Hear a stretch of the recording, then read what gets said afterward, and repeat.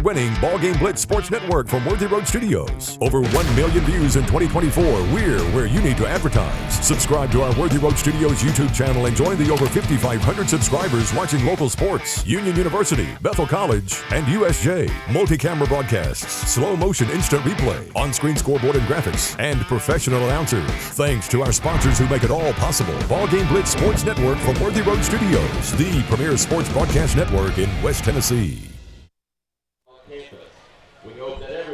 Good evening, everybody, and welcome in to USJ High School football. This is the BallGame Blitz Sports Network by Worthy Road Studios, and we are coming to you live from Memphis, Tennessee, on the road. The Bruins football team is back on the road this week, taking on the Lions of Harding Academy. This is a district game here tonight on the road for the Bruins in Division II Single A. And we've got a lot to get to before kickoff at 7 p.m. USJ comes into this game with a record of 5-0. They are 3-0 in Division II Single A. We'll talk more about previous games. Also, last week's win against First Assembly Christian School at home. The final in that ball game was 48-6. We'll also recap some of the other games in and around Division II Single A from Week 5 as well, and we'll also look at tonight's schedule in and around the Division II Single A. As we are at the midpoint of the season, USJ again 5-0, undefeated so far, and unblemished in Division II Single A. My name is Thomas Pugh. Glad to have you along tonight on behalf of the rest of the Worthy Road Studios crew, including Ben Howard, my broadcast partner. He will be along shortly to help out on tonight's broadcast, and we are happy to have you with us. Hopefully you are in Memphis with us if you are part of the Bruin faithful. If not, happy to have you along streaming wherever you may be across West Tennessee and the rest of the world here on Facebook. We're going to take a break, and when we come back, we'll talk about last week's win at home against FACS. The Bruins coming away with a dominant 48-6 victory. That game, a division game last week as well. And we'll talk about that game statistically. We'll talk to Ben Howard and run over all the stats and break that game down, and also look forward to tonight's matchup against Harding Academy here in Memphis. Break time. And when we get back, Ben Howard will join me, and we'll talk about last week's game here on the BallGame Blitz Sports Network by Worthy Road Studios. We're back right after this. Beat the heat and beat the clock. McCoy's Heating and Air is giving away a free limited-time 12-year parts and labor warranty, absolutely free until September 30th. That's over a decade of peace of mind at no extra cost. Don't sweat it. Call McCoy's today for your free estimate and lock in West Tennessee's best HVAC deal.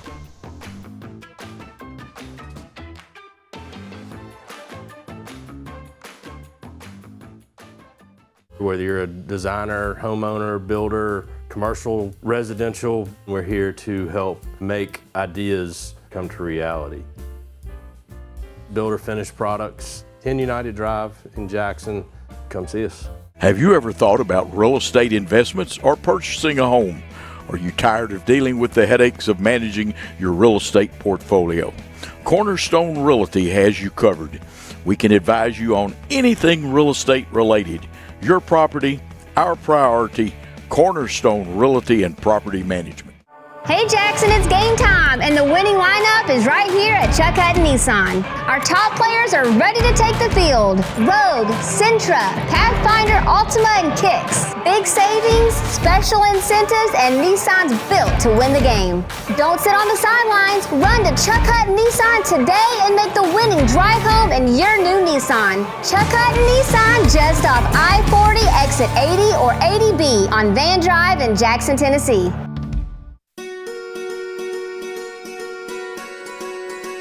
Buying a home is a major milestone, and at the Bank of Jackson, we want to help you achieve it.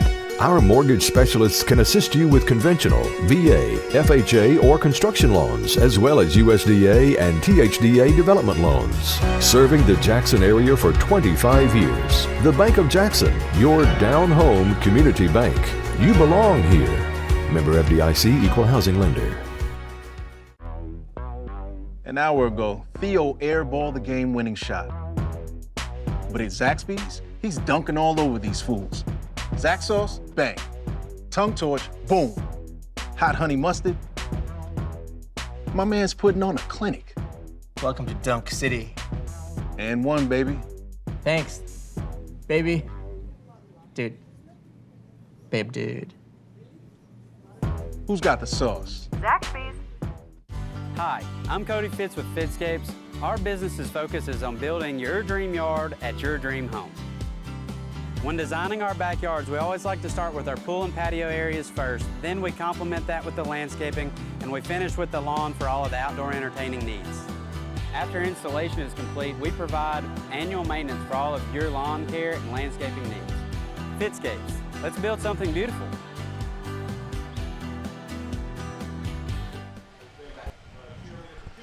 And we welcome you back here at Harding Academy. This is USJ High School football, and it is senior night here at Harding Academy. So the senior cheerleaders and athletes getting recognized here, as you see there on the screen to the bottom left.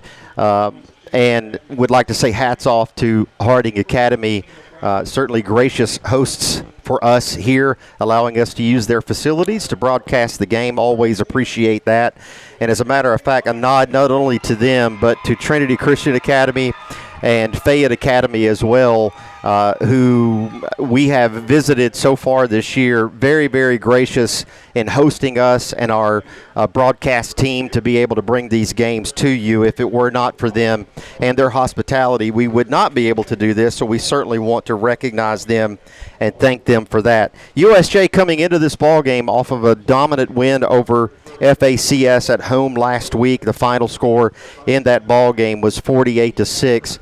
As soon as Ben Howard gets here and joins me, we'll talk about that game last week. Until then, let's go over some of the other scores of interest from Division II Single A last week. Again, USJ beating FACS by the final score of 48-6. On Thursday night of last week, ECS beat TRA in a non-division game at TRA. The final score in that ball game was 55-21. Also on Thursday night of last week, TCA beating Harding Academy, this team that we're playing tonight, a final score in that ball game of 56-0. Elsewhere in Division II Single A, on the western side of the division, JCS winning last week over Fayette Academy. I believe that game was at home, homecoming for the Eagles, and the final score in that ball game was 49-8. So as of right now, and I don't have this information in front of me, but I believe I'm remembering this correctly, USJ, Tipton Rosemark Academy, and JCS remain as the only unbeaten teams in Division II Single A. TRA does have the loss against ECS, 55-21, as we reported. But those three teams in Division II Single A, unblemished as far as losses, all undefeated on the western side of the division. As we look ahead to tonight, USJ here, of course, taking on Harding Academy.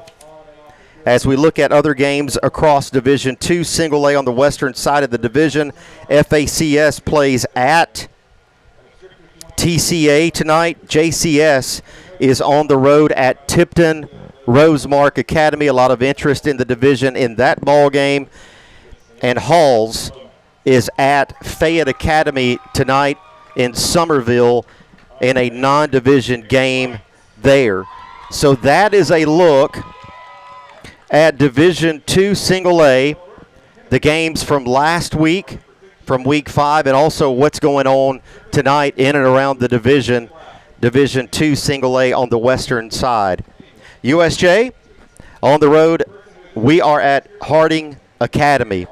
One note of interest about the broadcast so far tonight, the school, unfortunately, I shouldn't say just the school. I think it's the neighborhood in general as far as where we are dealing at the moment with a power outage. So normally we have the scoreboard for you, a shot of the scoreboard at the bottom of the screen. So right now, as of right now, we have the score put in manually. But as I understand it, I think that the crews are on site and doing what they can to remedy the power situation, and hopefully we'll be back up and running with normal operations as soon as possible. Hopefully, before we start game time, we tee it up at 7 p.m. as we usually do here in and across West Tennessee for high school football. But we are at least happy to be on the air, and we're happy to have you along. USJ in a division game tonight on the road against Harding Academy. We have a recap of last Friday's game coming up very soon, and we also have an injury report. We talked earlier with Miss Tori Farrell with Dynamics and got an injury update on the Bruins. A lot of good news coming out of that part of the situation for the football team, and so we'll pass that information along as we work our way toward the top of the hour. Another note of interest before we go to break here, and I found this out just this week, should have known, but I did find this out earlier this week. The head coach of Harding Academy, the team that we are playing against tonight, has local ties to West Tennessee. One Herbert Kendall graduated from Lexington High School. That would have been around 1988. Coach Kendall played at Lexington High School. He was a senior when I was a freshman over there at that school and for that football team. Coach Kendall went on to be an outstanding player at the University of Memphis, lettered 4 years there as a defensive back. But for all of you listening in tonight, I had a chance to shake hands with Coach Kendall before the teams began to warm up on the field here before we came up to begin the broadcast, and it was really good to catch up with him and get a chance to chat with him. So Coach Herbert Kendall, the head coach at Harding Academy, a 1988 graduate of Lexington High School, so a local connection to all of us over in West Tennessee. We'll take a break, and when we come back, we will recap last week's victory that the Bruins had over FACS. The final in that ball game was 48-6. We'll talk more about it and give you all the stats from that game and highlight some of the players from that ball game when we come back after this. This is the BallGame Blitz Sports Network by Worthy Road Studios, USJ High School Football, and we're back right after this. Whether you're a designer, homeowner, builder, commercial, residential, we're here to help make ideas come to reality. Builder finished products, 10 United Drive in Jackson. Come see us. We would like to thank the following sponsors for supporting this broadcast. Jeremy Little, Shelter Insurance, 189 West University Parkway, Suite A, Jackson. Snyder Equipment, 1311 Lower Brownsville Road, Exit 74 on I-40. Do you want your smile to say it all? At Elite Dental Care, we'll make you and your family feel comfortable and secure with a variety of services and state-of-the-art care. We offer sedation dentistry that will make your time in the dental chair comfortable and relaxed. Come by and see our newly renovated and expanded office in Jackson, or one of our other convenient locations in Trenton or Dyersburg. Trust your smile with Elite Dental Care, and let your smile say it all.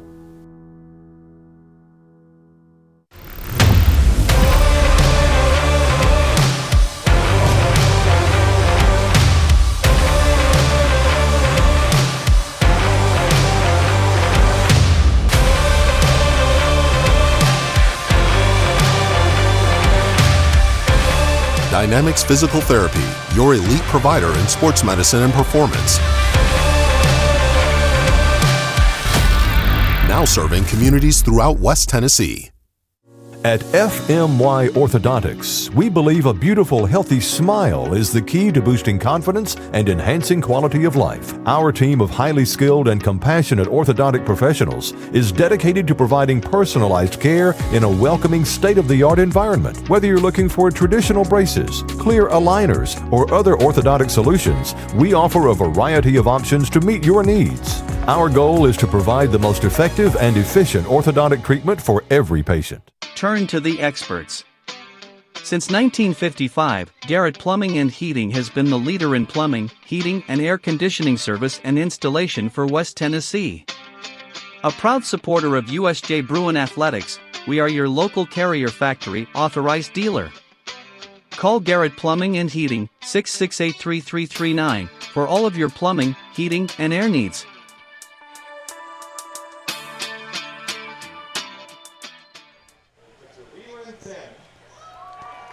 We welcome you back to USJ High School football. The Bruins on the road tonight at Harding Academy. We are broadcasting live from Harding Academy in Memphis, Tennessee, as we get ready for the kickoff in about 17 and a half minutes. And as you can see there in the bottom right hand of your screen, thank goodness, the power is back on here in the neighborhood. So we should be back up and running here in Memphis for the ball game, and happy to have you along. Ben Howard is my broadcast partner, and he will be along very shortly.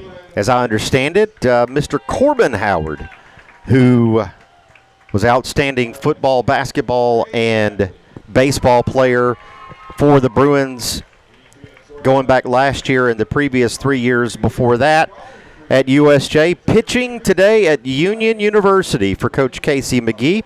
So we'll have to talk to Ben about how he did in his outing at Union University, as we are very happy for Corbin continuing his baseball career as a Bulldog there in Jackson at Union University. A couple of notes about USJ football coming up. Next week, USJ is slated to be back at home. We'll be taking on Memphis East in a non-division game next week, followed October the 10th by a bye. We'll have the week off that week. That'll be fall break at our school. And then on October the 17th, we're back at it on the road. Another non-division game as the Bruins go to Dyer County to take on the Choctaws. Again, that game is on October the 17th. And then we're back at Carlock Stadium to finish the season with 2 home games. First, on October the 24th, the Bruins will be playing host to Tipton Rosemark Academy. That will be a Division II Single A West game. And then, mark this one down, JCS comes to USJ for the final game of the season, Halloween night, October 31st. And that will be the final ball game, the final regular season football game for the Bruins and the Eagles. And certainly will also be the final Division II Single A game for both of those teams. So that's a look at the schedule that's coming up the rest of the way for the USJ Bruins.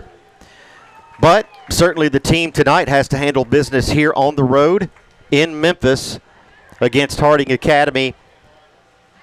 The Bruins taking on the Lions senior night here locally. And we do have the power back on. We await the arrival of Ben Howard, and we're going to get down to business here in just a few moments. We'll take another break, and when we come back, a look back at last Friday night. The Bruins winning over FACS, the final score of 48-6. A dominant win for the Bruins on both sides of the ball, and we'll talk more about that game when we come back after the break. This is the BallGame Blitz Sports Network by Worthy Road Studios, and we're back right after this. We would like to thank the following sponsors for supporting this broadcast. Jeremy Little, Shelter Insurance, 189 West University Parkway, Suite A, Jackson. Snyder Equipment, 1311 Lower Brownsville Road, Exit 74 on I-40. Have you ever thought about real estate investments or purchasing a home? Are you tired of dealing with the headaches of managing your real estate portfolio? Cornerstone Realty has you covered.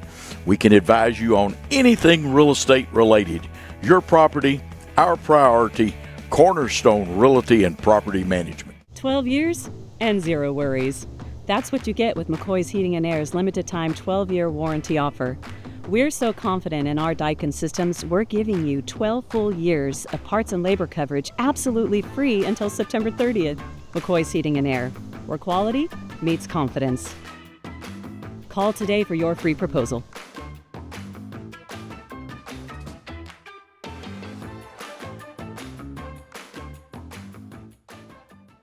Let me tell you about the American dream.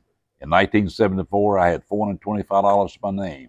I bought 21 carpet remnants, rented an old lumber shed, and opened Deaton's Rug Barn on East College. I worked long hours with hope of taking care of my family. I'm so thankful to Jesus who changed my life. He gave me a dream. So in 1985, we opened Deaton's Carpet One on the 45 bypass with a commitment to customer satisfaction. My friends, don't give up on your dream, because your dream can come true. Hi, I'm Cody Fitz with Fitscapes. Our business's focus is on building your dream yard at your dream home. When designing our backyards, we always like to start with our pool and patio areas first, then we complement that with the landscaping, and we finish with the lawn for all of the outdoor entertaining needs. After installation is complete, we provide annual maintenance for all of your lawn care and landscaping needs. Fitscapes, let's build something beautiful.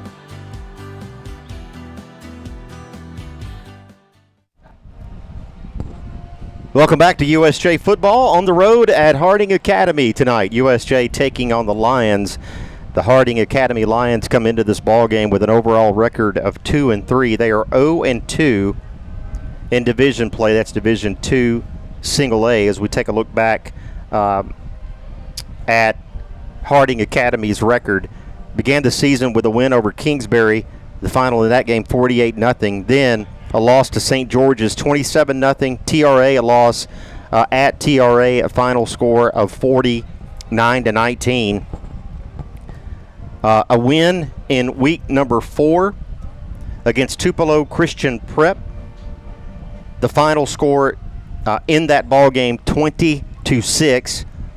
And then, as we reported earlier last week, going to Trinity Christian Academy. Actually, that game was here at Harding Academy. TCA beating Harding Academy here last week. The final score of 56-0. And USJ, as we mentioned, coming off of a win in week number 5. USJ handling business. The final score against FACS last week, the game that we had here on this network, the final score 48-6. As we look at some of the offensive production for the Bruins last week, quarterback Caden Creech, the junior that leads this football team at the quarterback position, 7 of 9 last week for 97 yards and 2 touchdown passes, both of those to the sophomore Ben Spencer. Brad Stamper in receiving yards last week, the junior Brad Stamper, 30 yards. Jacob Snyder, the junior, 13 yards. Ben Spencer, as we mentioned, 2 touchdowns receiving for the sophomore, 26 receiving yards for Ben Spencer. And Jake Payne, the sophomore tight end, 8 yards receiving last week. So USJ getting it done again in the passing game and the receiving game, but also continuing their dominance on the ground. Jackson Pugh, the senior, with 18 carries for 223 yards and 4 touchdowns. And I'll tell you what we're going to do, folks. We're going to have an invocation here locally, so let's break away respectfully, and we'll be back on the network right after this. Hey Jackson, it's game time, and the winning lineup is right here at Chuck Hutton Nissan. Our top players are ready to take the field. Rogue, Sentra, Pathfinder, Altima, and Kicks. Big savings, special incentives, and Nissan's built to win the game. Don't sit on the sidelines. Run to Chuck Hutton Nissan today and make the winning drive home in your new Nissan. Chuck Hutton Nissan, just off I-40, exit 80 or 80B on Van Drive in Jackson, Tennessee. Beauty House Social, Jackson's premier blowout bar and full-service salon and med spa. From lashes and facials to cosmetic injections and lasers, we have it all. Let's be social. Does shelter insurance cover shiny red cars? Yeah. What about purple vans? Also, yes. Monster trucks? What's going on, son? From shiny red cars to purple minivans, you can count on Shelter's local agents to help you protect what matters most. At FMY Orthodontics, we believe a beautiful, healthy smile is the key to boosting confidence and enhancing quality of life. Our team of highly skilled and compassionate orthodontic professionals is dedicated to providing personalized care in a welcoming, state-of-the-art environment. Whether you're looking for traditional braces, clear aligners, or other orthodontic solutions, we offer a variety of options to meet your needs. Our goal is to provide the most effective and efficient orthodontic treatment for every patient. This is how we Friday night. This is how we Friday night. This is how we Friday night. This is how we Friday night. Turn to the experts. Since 1955, Garrett Plumbing and Heating has been the leader in plumbing, heating, and air conditioning service and installation for West Tennessee. A proud supporter of USJ Bruin Athletics, we are your local Carrier Factory authorized dealer. Call Garrett Plumbing and Heating 668-3339 for all of your plumbing, heating, and air needs.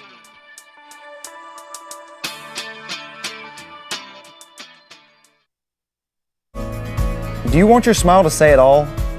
At Elite Dental Care, we'll make you and your family feel comfortable and secure with a variety of services and state-of-the-art care. We offer sedation dentistry that will make your time in the dental chair comfortable and relaxed. Come by and see our newly renovated and expanded office in Jackson or one of our other convenient locations in Trenton or Dyersburg. Trust your smile with Elite Dental Care and let your smile say it all.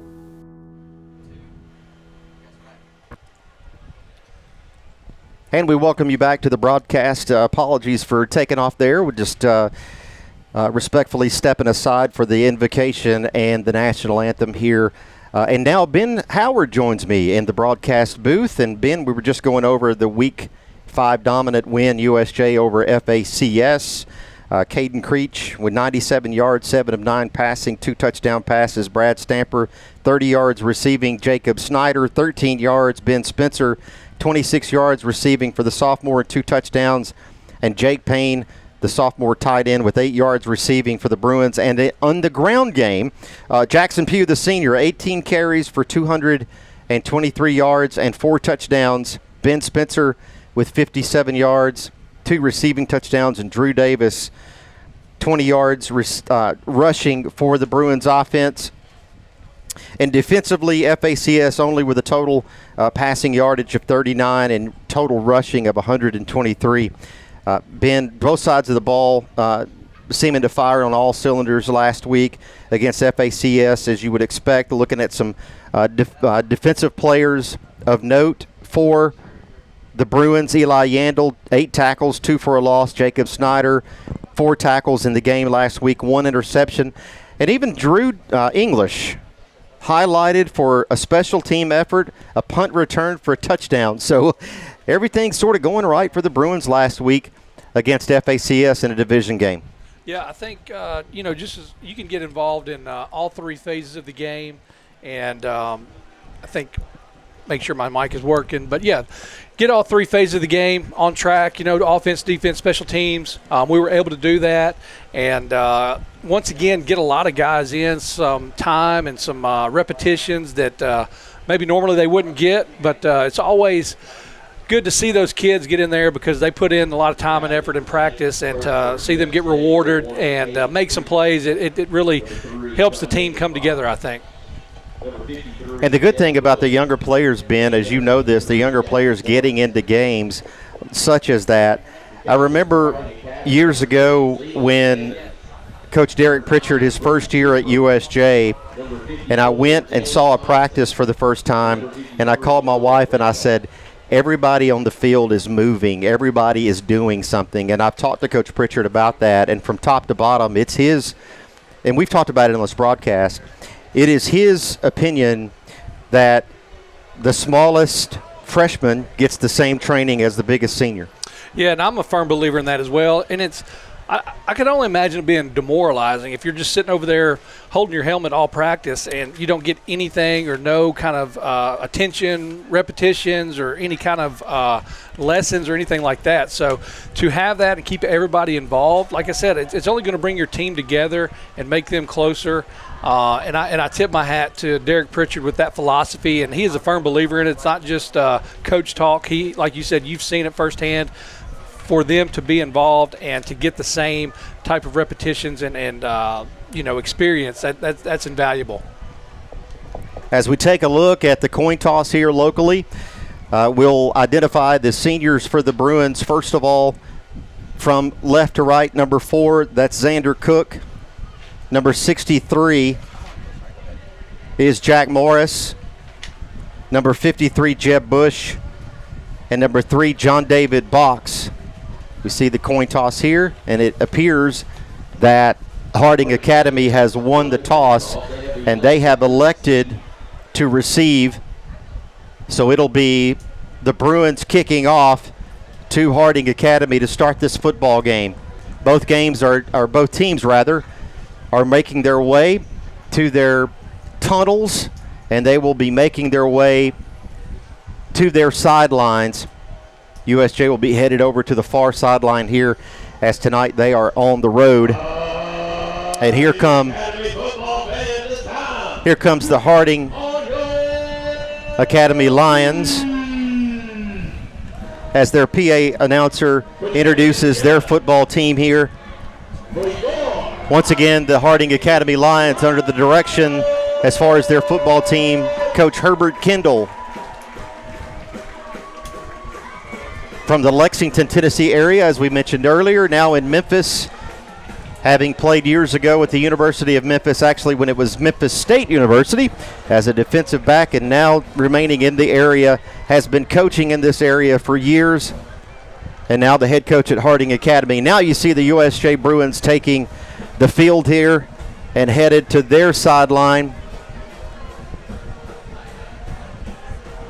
And the Bruins looking to go 4-0 in the division with a win tonight, and looking to improve their overall record to 6-0 as we look to get started here at Harding Academy in Memphis. We mentioned a power outage earlier that has been resolved, and so now we are almost ready to get underway. And Ben, let's ask about Mr. Corbin Howard. Corbin had a very good outing. That's the reason I'm a little bit behind schedule, but had an inter-squad game today, and he pitched 2 innings, no hits, no runs. So he's getting his feet wet in the NCAA Division II level, and he's having a ball. He's having the time of his life over there at Union, and it was good to see him compete over there, and excited for another 4 years of baseball. Happy for Corbin Howard continuing his baseball career at Union University as a pitcher, and we look forward to how he progresses there with their baseball program. And Coach Casey McGee, the Union University Bulldogs, as the USJ Bruins taking the field here with their kickoff team. It'll be the senior Drew English with the kicking duties. We see the Bruin faithful on the far side making the trip tonight.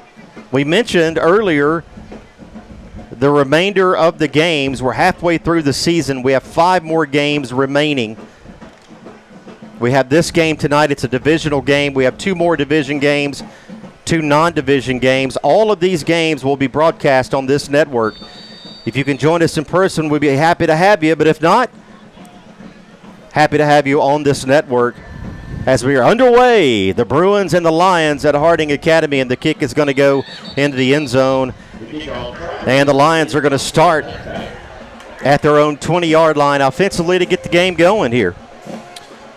Yeah, looking at the Harding Academy, they've got some good-looking players out there, so interested to see how it plays out, but hopefully we can still be stingy on defense. Harding Academy last week losing to TCA, the final score in that ball game, 56-0, as they are looking to get their first win in Division II Single A as they take on the Bruins in the division tonight.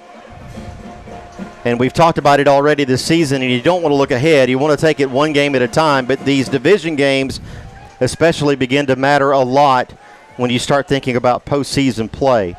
Here's the fake handoff. Actually, it is handed off and up the middle, not much there. The running back for Harding Academy.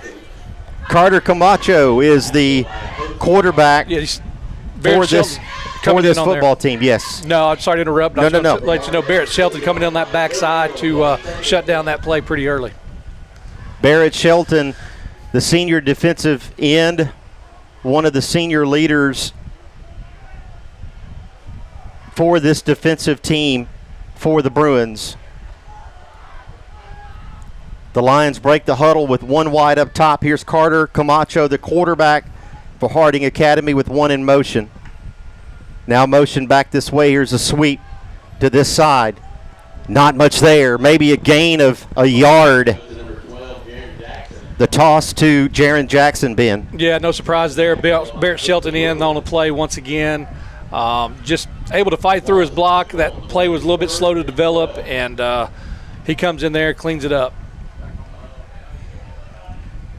And a correction on the play. I said he gained one. We'll give Barrett a little more credit. That's a tackle for a loss, Ben. Loss of 2 on that to make it 3rd and 12. And I apologize. Did you say Jack Morris is in? I heard you call his name. Is he back available this week? Jack Morris is available, and I should say everyone is available for action tonight. We did not get to an official injury report, but I did talk to Ms. Torrey earlier, and we've got a couple that are still dealing with some issues. We'll get to those. Here's a high snap over the quarterback's head, and Camacho is going to try to get on it. And what happens here? I think that's a touchdown. Have we gotten a signal from a ref? It's a safety. A safety as the ball goes into the end zone, and apparently the quarterback corralled it. Recovered by the Lions, but the Bruins tackle him there in the end zone for that loss, and it's going to be a safety. So the Bruins will take a 2-0 lead here at Harding Academy. Yeah, I can only imagine. There's no worse feeling as a quarterback when you see that ball just sail over your head. You have to turn around, they see your numbers from the back, and you're just running for that ball. So I think it actually works out better. I'm kind of glad that we do get the safety with us getting the ball back rather than getting the touchdown and having to go back on defense. So we get to see the offense come out and up 2-0.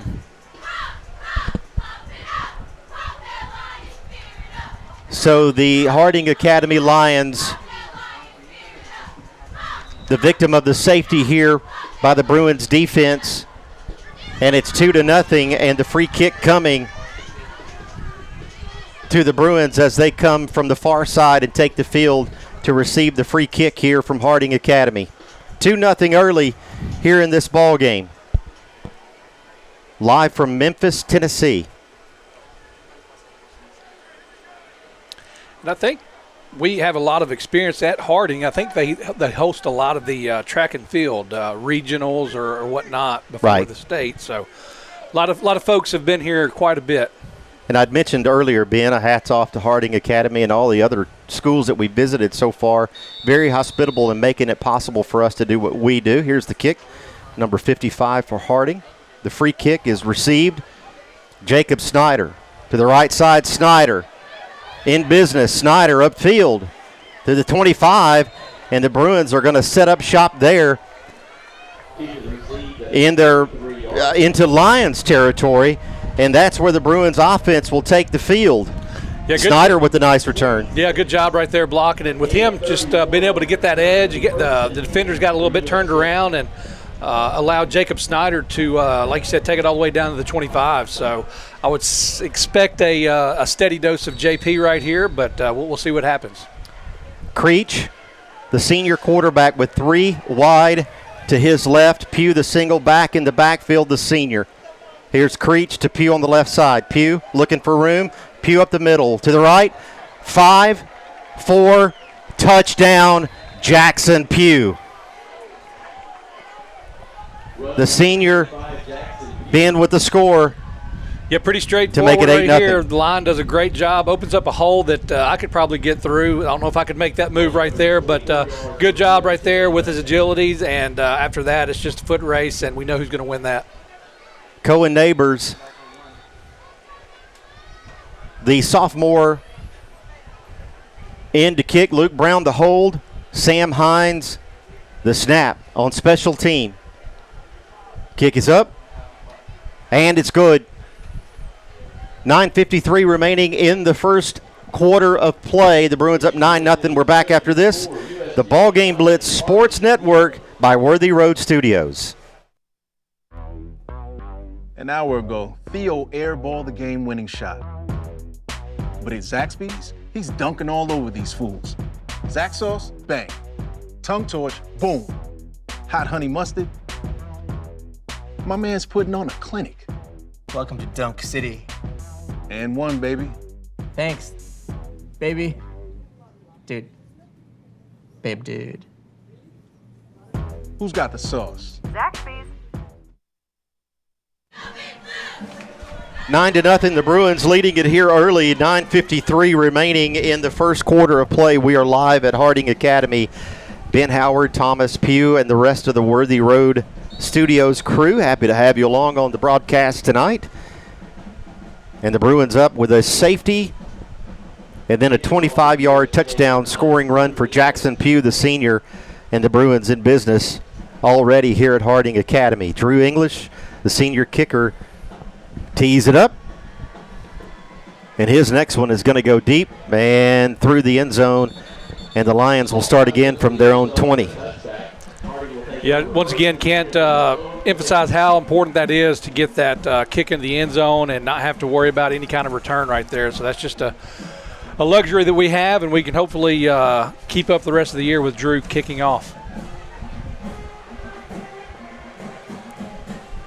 So from the 20-yard line, the Lions will take over, looking to get their first down of the ball game. This is their second offensive possession of this contest. Carter Camacho, the quarterback for the Lions, brings his squad to the line. Heavy package on the left. Here's motion down this way. Here's a handoff on the left side, and not much there. Yeah, good penetration for the defenders for USJ, Ben. Yeah, I see Noah Britt, Eli Yandel, Barrett Shelton, Josh O'Neill. They're, like I said, we're just getting a really good push on their line, and at the point of almost disruption of getting back there, the running back has nowhere to go. The running back, number 12, Jaron Jackson, for this Harding Academy team, with the carry there and a loss on the play of 2. Jay Bush is our official statistician, and he will have stats coming up for us at halftime, also halftime highlights. We hope that you will join us for that as well. Carter Camacho, the quarterback, breaks the huddle with his troops. He has 2 wide up top, 2 backs in the backfield. Here's a reverse back this way, a fake there. On the right side, and tackled for a loss. Hudson rushing, and Whit Barnes, Ben. Yeah, that's just a great job of being disciplined. You don't take the eye candy right here with the fake reverse and misdirection. Great job right there with Whit Barnes right there, just holding his ground, and Hudson rushing just coming in there to clean it up. Great job right there. So for Harding Academy, deep in their own end zone and looking again at a 3rd and long situation. We'll call it 3rd and 16, as they do here locally on the scoreboard. Camacho breaks the huddle with the Lion offense. Camacho, the quarterback, a back on the left side, a back on the right. Here's a handoff to number 12. Not much there on that left side, Ben. No, you got Drew English kind of, almost cheating in right there. Just, they haven't showed us anything other than a run, and he comes in and cleans it up as he thinks he might get a couple of, positive yards, and he's in there to clean it up. We have a false start on the offense, and that penalty is going to be declined, so that'll make it 4th down as the clock continues here at Harding Academy. It'll be 4th down for the Lions. On the last run, Jaron Jackson for Harding Academy, the running back, on that carry. Not much on that play, maybe a gain of a yard or 2. It's 4th and 13. We'll give him 3 on that carry, 3 yards on that carry. And now into the punting formation go the Lions. And back deep, Drew English. This one over his head. And now Drew corrals it. 35-40. Drew on the far side. 50. Drew still on his feet. English to the 10. 5. Touchdown, Bruins. Drew English, the senior.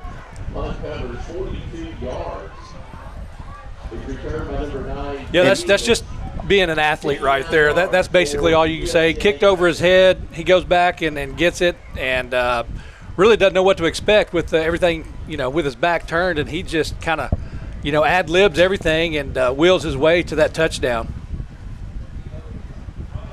Sam Hines will long snap it here to Luke Brown with the hold for Cohen Neighbors, the sophomore kicker for the Bruins.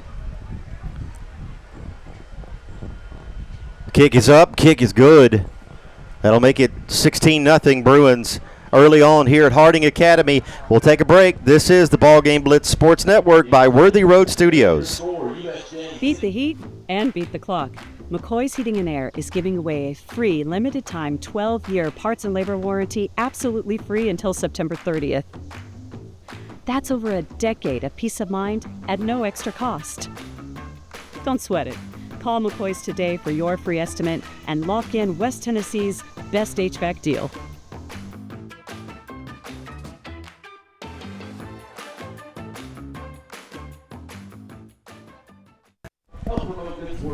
$16-0 here at Harding Academy.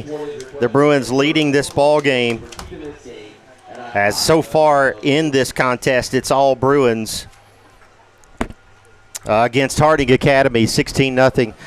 The Bruins have a rushing touchdown for the senior Jackson Pugh from about 25 yards out, and Drew English with about a 42-yard punt return for a touchdown on the last play.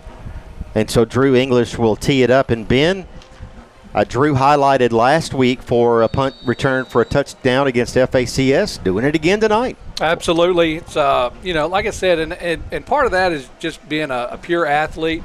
And they always say you just make that first guy miss, and you have a pretty good chance, and he's done that both times. It seemed as though the Lions had him bottled up on the far side about midfield, and he just got out of the way, and that one's going to be called a touchback by the officials. And so the Lions again will start at their own 20-yard line to start this offensive sequence here against the Bruins defense.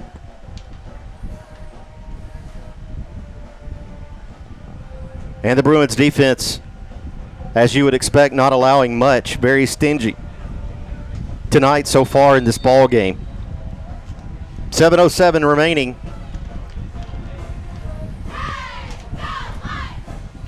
The quarterback for Harding Academy, Camacho, breaks the huddle.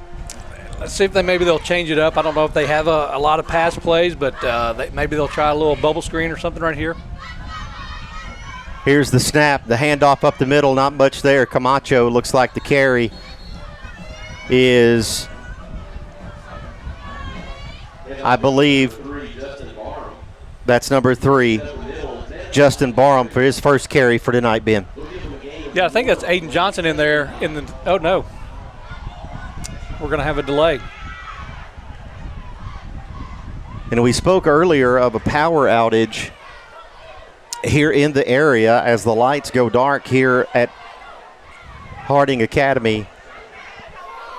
The exterior lights on the building, as you can tell across the way, are still on here on the football field, or here at the football field, but the lights themselves on the field just went out. Again, you can see the lights on the buildings at the university or at the school here at Harding Academy. But the lights off here, and the scoreboard continues to run, so we're thankful for that. So hopefully we'll get the lights fired back up. We are currently working on the light situation. We will have an update. The PA announcer lets us know that the right people have been dispatched to take care of the issue, so we'll Rest assured that they will. In the meantime, we'll take a break. Thomas Pugh, Ben Howard, the rest of the Worthy Road crew, happy to have you along. So far in this game, it's all Bruins, 16-0. We're back. This is the BallGame Blitz Sports Network by Worthy Road Studios. We're back right after this. Have you ever thought about real estate investments or purchasing a home? Are you tired of dealing with the headaches of managing your real estate portfolio? Cornerstone Realty has you covered. We can advise you on anything real estate related. Your property, our priority. Cornerstone Realty and Property Management. Whether you're a designer, homeowner, builder, commercial, residential, we're here to help make ideas come to reality. Builder finished products, 10 United Drive in Jackson. Come see us. At FMY Orthodontics, we believe a beautiful, healthy smile is the key to boosting confidence and enhancing quality of life. Our team of highly skilled and compassionate orthodontic professionals is dedicated to providing personalized care in a welcoming, state-of-the-art environment. Whether you're looking for traditional braces, clear aligners, or other orthodontic solutions, we offer a variety of options to meet your needs. Our goal is to provide the most effective and efficient orthodontic treatment for every patient.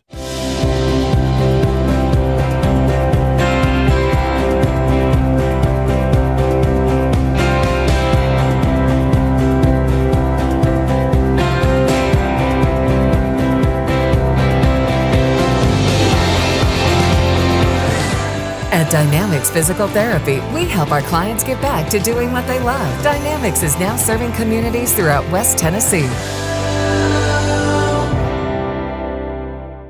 Hi, I'm Cody Fitz with Fitscapes. Our business's focus is on building your dream yard at your dream home. When designing our backyards, we always like to start with our pool and patio areas first, then we complement that with the landscaping, and we finish with the lawn for all of the outdoor entertaining needs. After installation is complete, we provide annual maintenance for all of your lawn care and landscaping needs. Fitscapes, let's build something beautiful.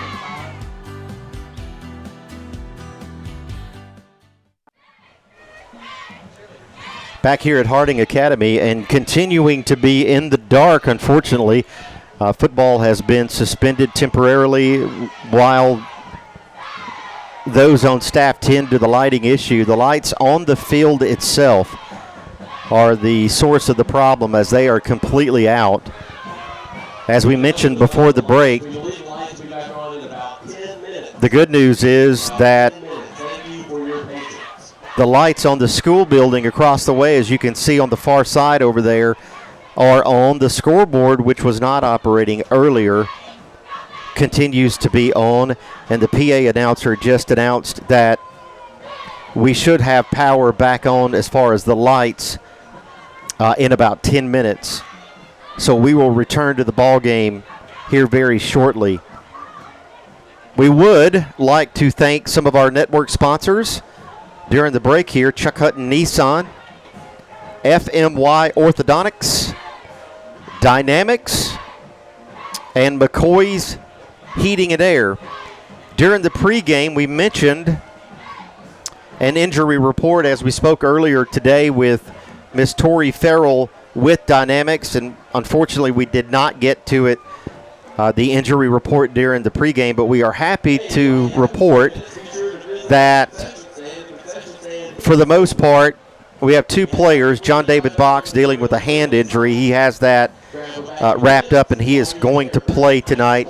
We mentioned Luke Brown the past couple of weeks dealing with a lower body injury. Luke has, for the past 2 weeks, been available only to hold, as we have seen him holding for point-after attempts and field goals. But tonight, Luke is available, but it'll be according to the demand for Luke Brown, whether or not he sees action tonight. Certainly, Devin Wagner, we continue to think of him. Sam Cale on the injured reserve as well, as they are unavailable for this ball game tonight. We mentioned some of our network sponsors. If you would like to sponsor this broadcast, we'd be happy for you to do that. Just look us up on Facebook at Worthy Road Studios and drop us a message there, and we'll get you hooked up to Mr. Paul, who runs the operation here at Worthy Road Studios. and he will get you in touch with someone, or he'll come see himself and talk to you about how we can partner with you and partner with your business so that you can be associated with this broadcast and with USJ high school athletics, not only football as we're doing tonight, but baseball, basketball, soccer, volleyball, lots of other sports. I'm sure I'm leaving some out at USJ, and also Union University Athletics. Worthy Road Studios is the lead broadcast network for Union University, and we mentioned Corbin Howard, who participated in a scrimmage game tonight in baseball for Union University. And if you'd like to see Corbin compete once the regular season starts, I'm sure we'll have those games for you on this network. And once again, if you are a business who would like to advertise with us, we invite you to visit us on Facebook at Worthy Road Studios, and we can make that happen. It's all Bruins at the moment in this ball game. It's 16-0. We are early into this ball game, but we have darkness on the field as the field lights are not working at the moment. We anticipate those being back on and functional here in the next few moments. So in the meantime, we'll take another break. When we come back, we'll let you know how we have gotten to where we are, which is 16-0. We'll let you know about all the scoring as we will recap that after this break and await the return of the lights here at Harding Academy. This is the BallGame Blitz Sports Network by Worthy Road Studios, and we're back after this. Hey Jackson, it's game time, and the winning lineup is right here at Chuck Hutton Nissan. Our top players are ready to take the field. Rogue, Sentra, Pathfinder, Altima, and Kicks. Big savings, special incentives, and Nissan's built to win the game. Don't sit on the sidelines. Run to Chuck Hutton Nissan today and make the winning drive home in your new Nissan. Chuck Hutton Nissan, just off I-40, exit 80 or 80B on Van Drive in Jackson, Tennessee. Turn to the experts.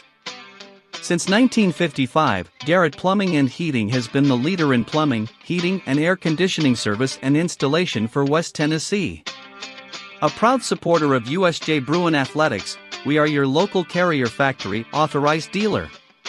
Call Garrett Plumbing and Heating 668-3339 for all of your plumbing, heating, and air needs.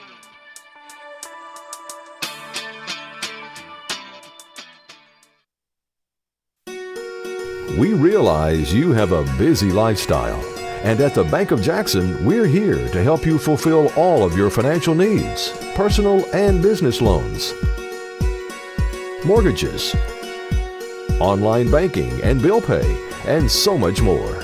Serving the Jackson area for 25 years. The Bank of Jackson, your down-home community bank. You belong here. Member FDIC Equal Housing Lender. 12 years and zero worries. That's what you get with McCoy's Heating and Air's limited-time 12-year warranty offer.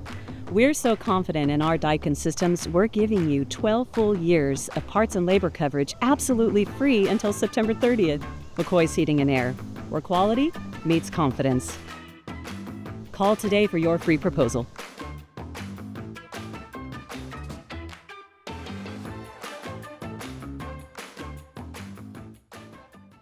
Let me tell you about the American Dream. In 1974, I had $425 to my name. I bought 21 carpet remnants, rented an old lumber shed, and opened Deaton's Rug Barn on East College. I worked long hours with the hope of taking care of my family. I'm so thankful to Jesus who changed my life. He gave me a dream. So in 1985, we opened Deaton's Carpet One on the 45 bypass with a commitment to customer satisfaction. My friends, don't give up on your dream, because your dream can come true. Whether you're a designer, homeowner, builder, commercial, residential, we're here to help make ideas come to reality. Builder finished products, 10 United Drive in Jackson. Come see us.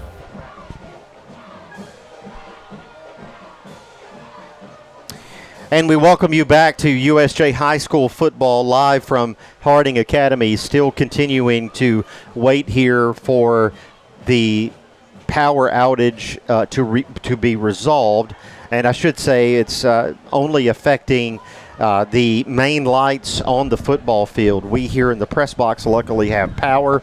The scoreboard continues to be functional, and there are lights, as you can see, across the way here on campus at Harding Academy. We are in Memphis, Tennessee, And the Bruins so far in this ball game, been just showing dominance so far with a 16-0 score so far.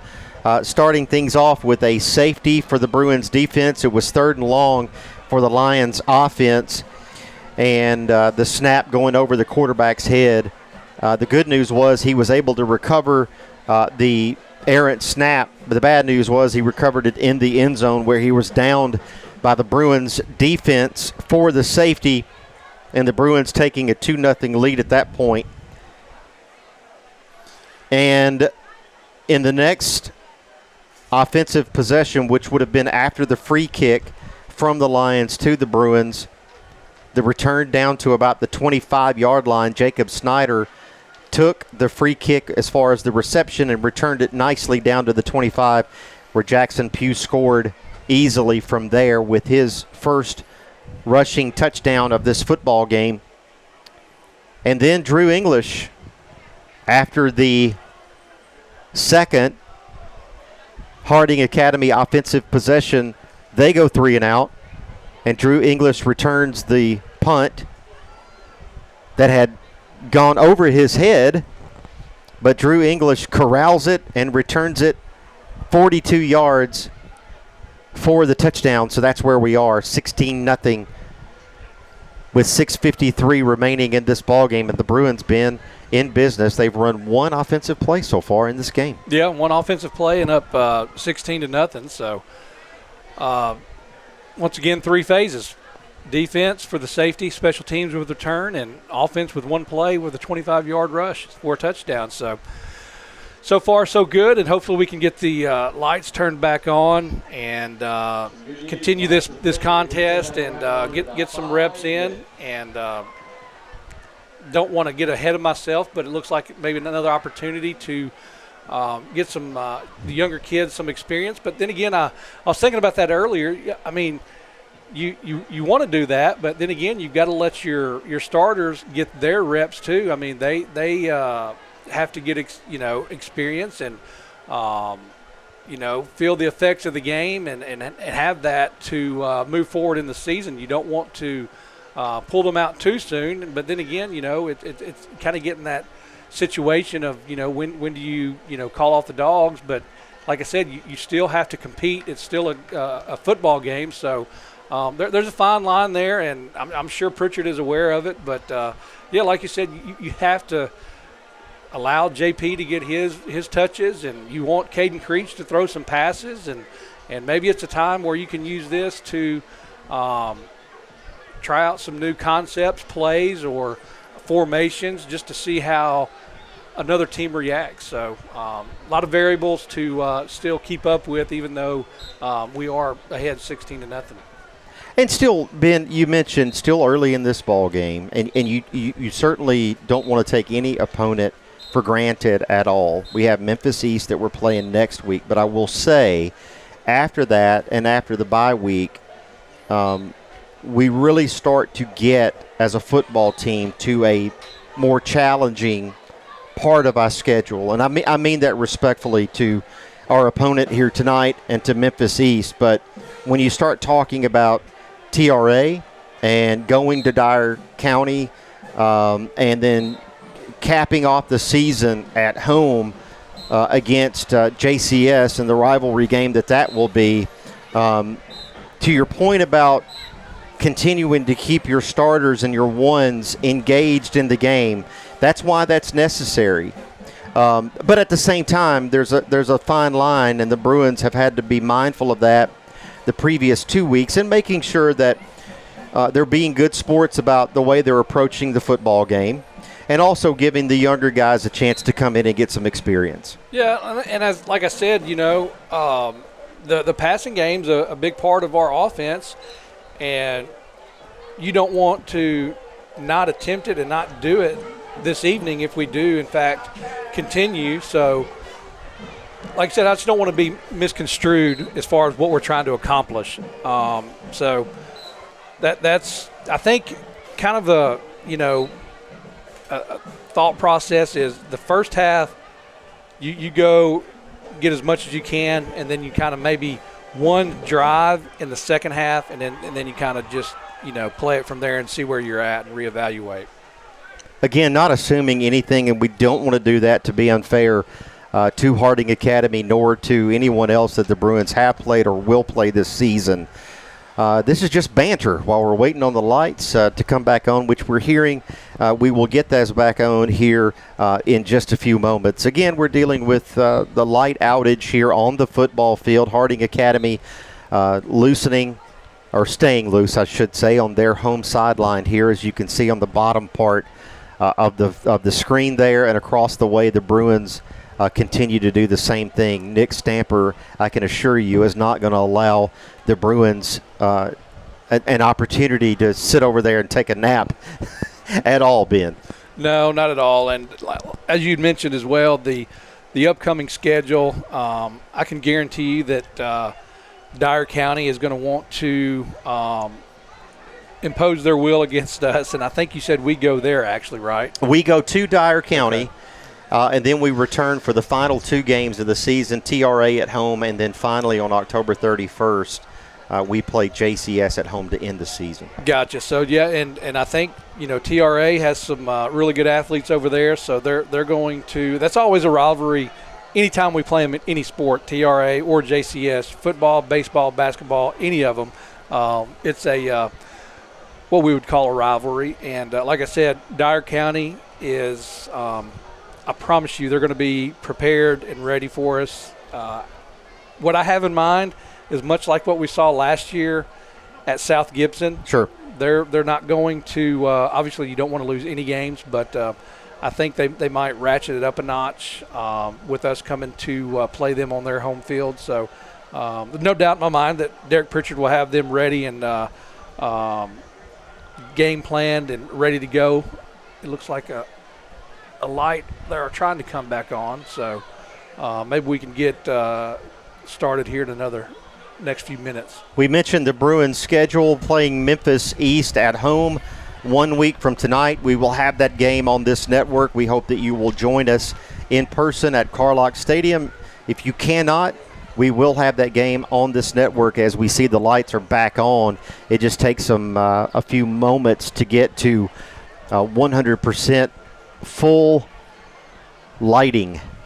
So once they have that, the referees will jump in and get us back in action here. After next Friday's game, it is a bye week. And then we're back and on the road, as we mentioned, headed to Dyer County. That game will be in New Bern, Tennessee. Always good to go, Ben, and compete in any Dyer County school, because you're going to a top-notch facility. Not to take anything away from where we play at home or any other campus that we've been to so far this season, but when you start talking about football fields close by, Dyer County is one of the top, and also Dyersburg right up the road there. Both two top-notch facilities in terms of high school football. Yeah, that's a great point, and I would even add on to that every facility we've been to or played in this year has been, top-notch, A+, Trinity, Jackson Christian, they have a great facility over there. Here at Harding, this is a great facility. They got turf here, so we've really been fortunate that we get to go to a lot of nice places, and which I'm biased, but I'll say that I'm a big fan of USJ's. I think we have one of the best atmospheres and setups around as far as facilities. So, good to come here, and as you said, everybody's been very hospitable and inviting and helping us any way they can to accommodate us with what we're doing as far as the broadcast. The lights are back on here at Harding Academy, and it looks as though we are just about ready to get underway or back underway as the Bruins defense comes back onto the field. And here comes Harding Academy with their offensive unit back onto the field as well. And we'll pick back up at second down and 9. We'll spot this one. It looks to be from about the 21-yard line. Second down and 9. As the quarterback for Harding Academy, Carter Camacho, brings his squad back out. He's got 2 wide to his left, 1 wide to his right. And the single back in the backfield looks to be number 3, Justin Barham for the Lions. Camacho with motion this way. Camacho fakes there. Here's a little screen pass. And upfield goes number 3 after the completion, Justin Barham. But a flag on the play.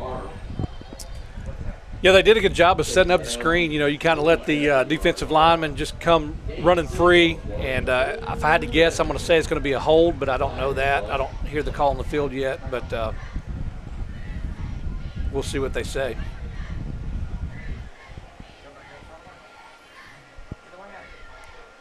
Still awaiting the call, and here we'll get it. Illegal man downfield. Yeah. Illegal man downfield is the call. And so it'll remain second down as they mark off the offending penalty. And that's the first penalty in this ball game for either team. Harding Academy, their first, and that one for 10 yards. And it'll be second down and 14 from there as their offense continues here. Now they're going to wave it off. I don't understand. The penalty has been waved off. So disregard the penalty yardage, and the play will stand, Ben. So a nice pickup there to make it 3rd and 3 for the Lions.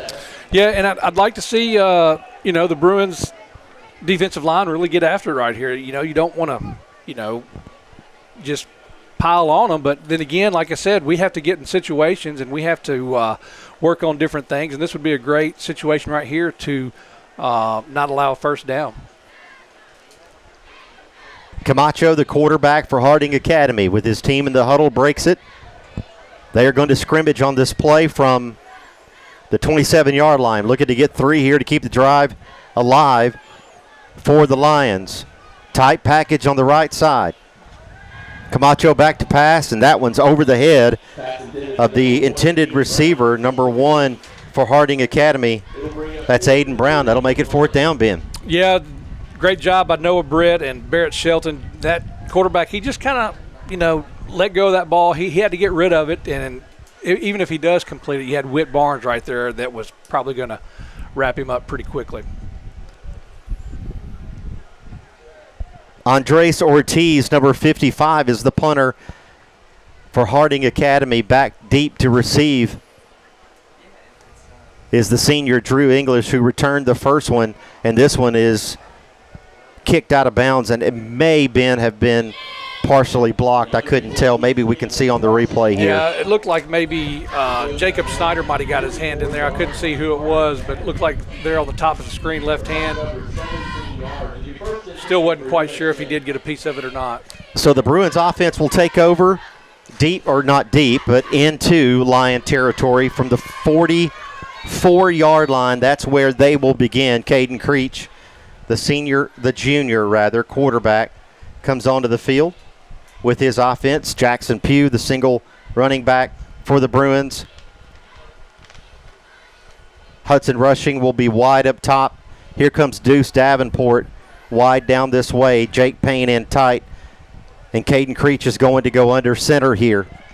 The Lions stack the box. Here's the handoff to Pugh. No, that's a fake. To the right side, here's the pass complete to Payne. Payne downfield, and Payne with a nice pickup there on the bootleg, Ben, of 9 yards. Yeah, you see Jake Payne lined up behind the line right there. He's just going to slide out right here. Nobody picks him up, and he's wide open, so had a lot of open field right there. A gain of 9 on that one. Creech to Jake Payne, the sophomore. Here's Creech to Pugh on the right side. Pugh downfield. Pugh looking for room. He's going to be bottled up, but after a gain there of about 8 on that play and a first down. Yeah, that's, just what you want to do. Not every play's got to be a home run play, and picks up the first down and fresh set of downs, and see what we'll work on right here. It looks like Payne, Snyder, and Davenport to the left, out wide. One up top, Pugh in the backfield, Creech, the junior. With Pugh in motion. Creech to Pugh on this side. Pugh in open field. Pugh downfield. Pugh to the 10. 5 into the end zone and out of bounds. Nope, touchdown, Bruins. Yeah, great job right here. Just a little swing pass. You see the motion. Sometimes it's used as eye candy, and they went ahead and went to it. They had a blitz coming in, and nobody picked him up, and Jackson Pugh does the rest. So Caden Creech connects to Pugh out of the backfield, and Pugh with his second touchdown of the game. And I thought they might have forced him out of bounds around the 1. I saw one official giving one signal, and then the other official signaling the touchdown. So here is Hines, Brown, Neighbors. Good. With the extra point, that makes it 24-0. And we'll take you to break. This is the BallGame Blitz Sports Network by Worthy Road Studios. We're back after this. This is how we Friday night. This is how we Friday night. This is how we Friday night. This is how we Friday night. We would like to thank the following sponsors for supporting this broadcast. Jeremy Little, Shelter Insurance, 189 West University Parkway, Suite A, Jackson. Snyder Equipment, 1311 Lower Brownsville Road, Exit 74 on I-40.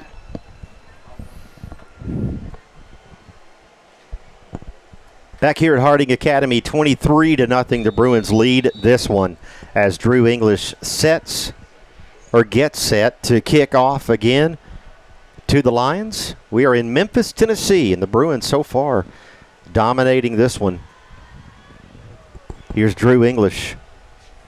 This one will be corralled at the 2, out of the end zone to the 20, to the 25, and wrapped up there will be the kickoff is fielded where number 12, Jaron Jackson, ends up where he's tackled.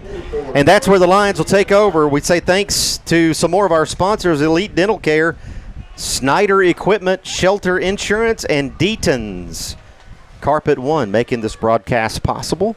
USJ Bruins football, basketball, volleyball, baseball, soccer, and all of the other sports at USJ. We thank our sponsors for making all of these broadcasts possible, and also all of the sports that we cover on this network at Union University as well. Camacho, the quarterback, tight package on the left. Here comes motion. Here's a pass down this way. Number 4 has it. Wiggles out of the first tackle and works his way upfield. Yeah, it looks like they did a decent job, Harding Academy, blocking right there on the outside. It looks like number 23 might have got held right there. Pardon me, I can't remember who number 23 is, if you'll remind me, Thomas, for us. Number 23 for the Bruins, Vance Johnson. Yeah, Vance Johnson looked like he had been held, so there you go. That shows why it opened up a little bit. But nonetheless, they have a positive play, and like I said, let's see if we can stop them here without getting the first down. A gain of 6 on that one. MJ Wooten was the receiver, and Harding Academy getting a little bit of success out of their passing game here against the Bruins, as Camacho with a running back on both sides. Here's the give on the inside, and not much there. No, Eli Yandel sniffed that one out pretty well. You see him in the linebacker position. He's just kind of following the ball right here, and he just attacks right there as soon as he sees it, hand it off, and making sure there's not going to be any kind of misdirection or reverse. Number 3 on the carry for Harding Academy, Justin Barham on that play, and a loss sets them back about 4 yards. That's going to make it 3rd down and about 8 for Harding Academy. 3rd down and 8. Harding Academy still looking to pick up their first down in this ball game. The Bruins statistically have only 1 first down in this game, despite being up by the score that they are. 23-0 here. The Bruins lead it. Camacho with the running back to his left and also to his right. Here comes motion top to bottom. Camacho back to throw. Here's a little screen to the right side. Number 12 upfield.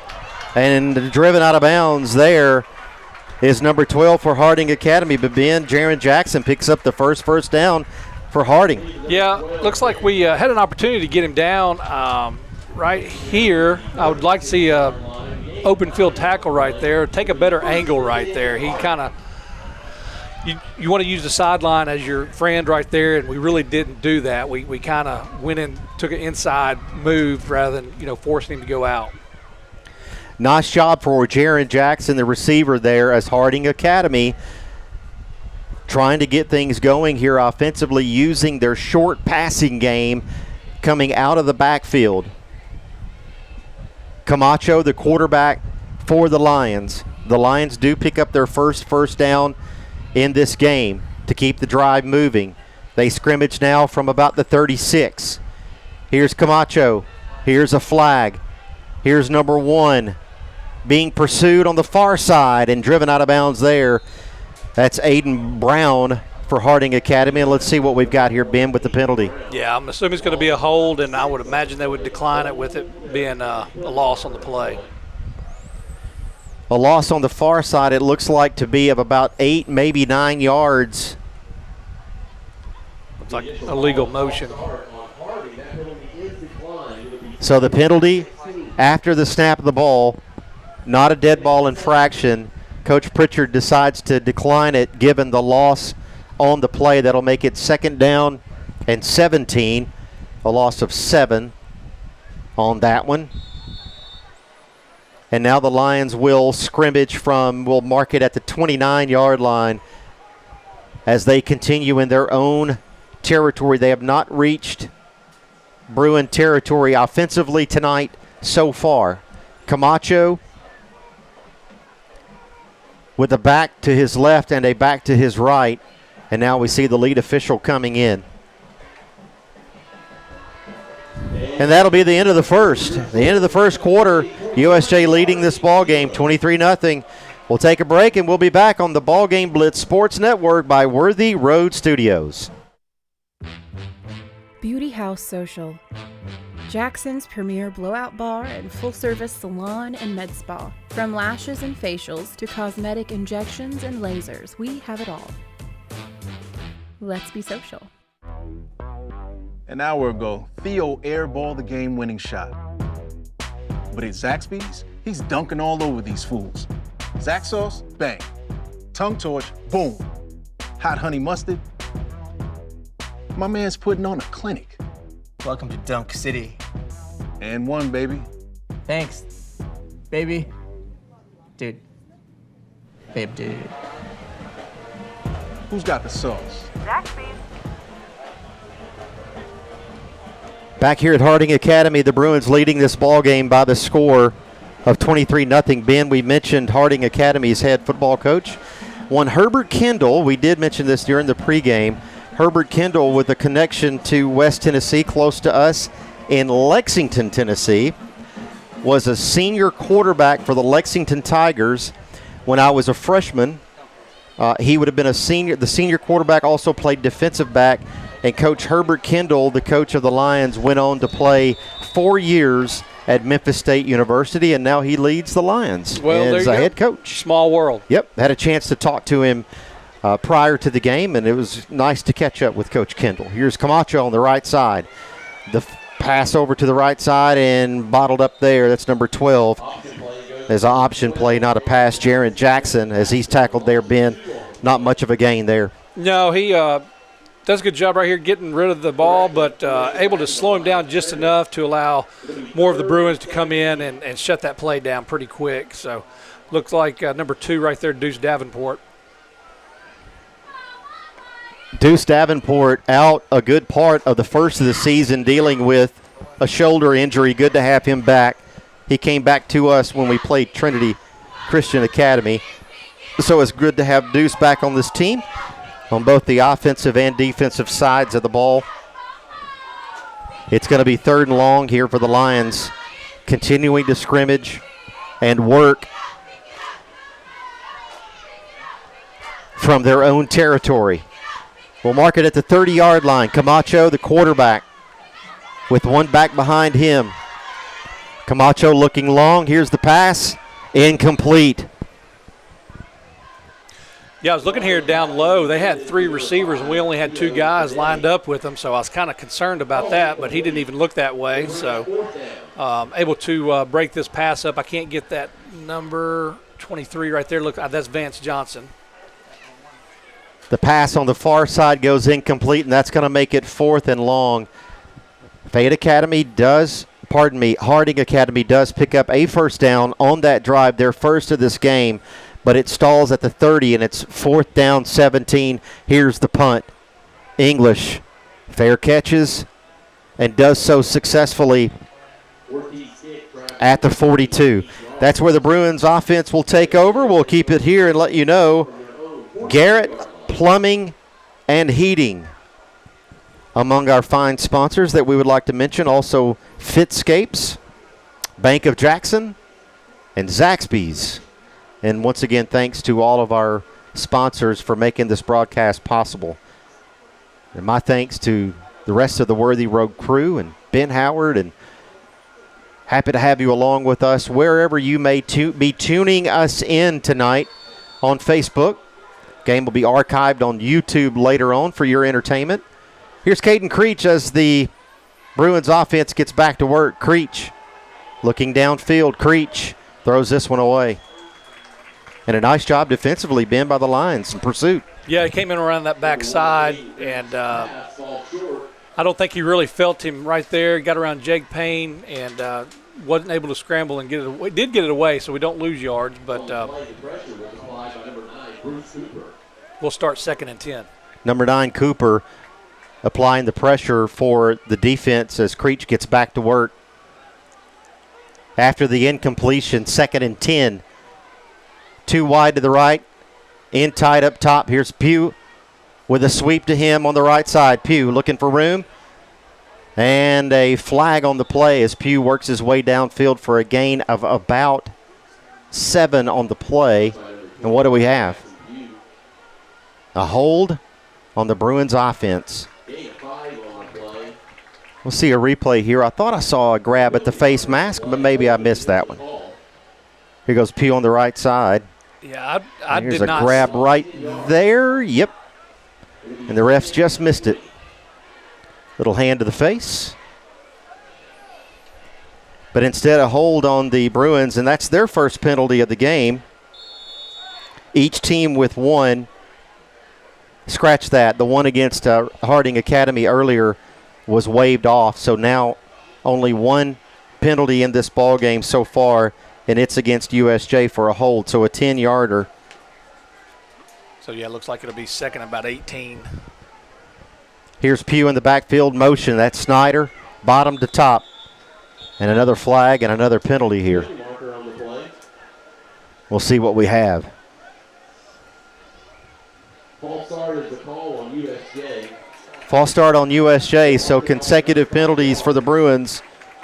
USJ with their 2nd.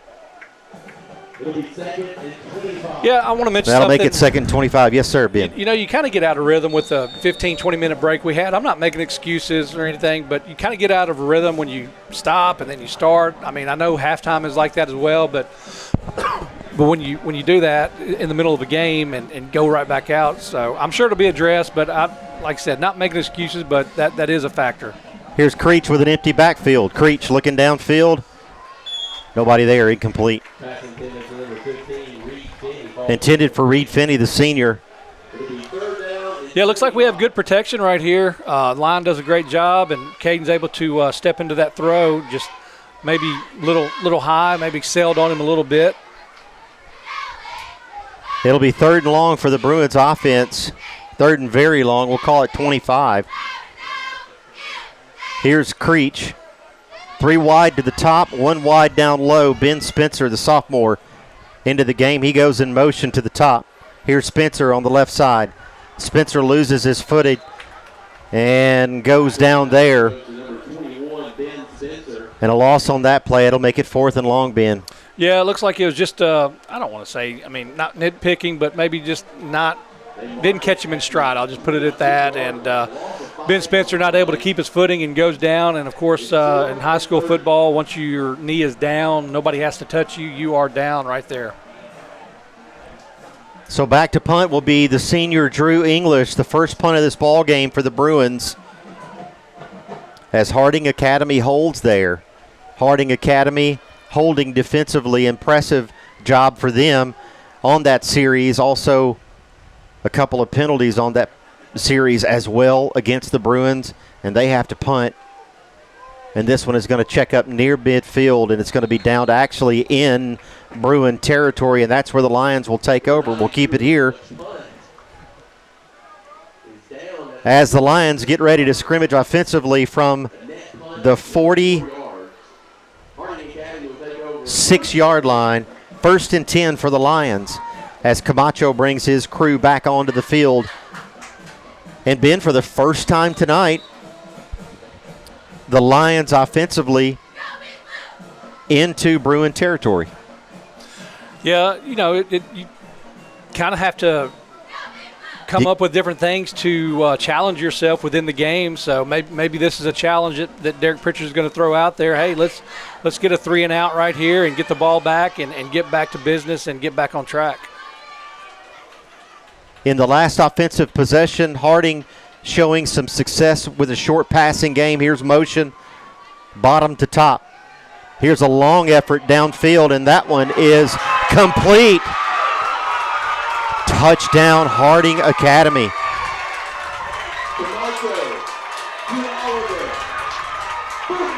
Camacho to number 21, Darius Oliver.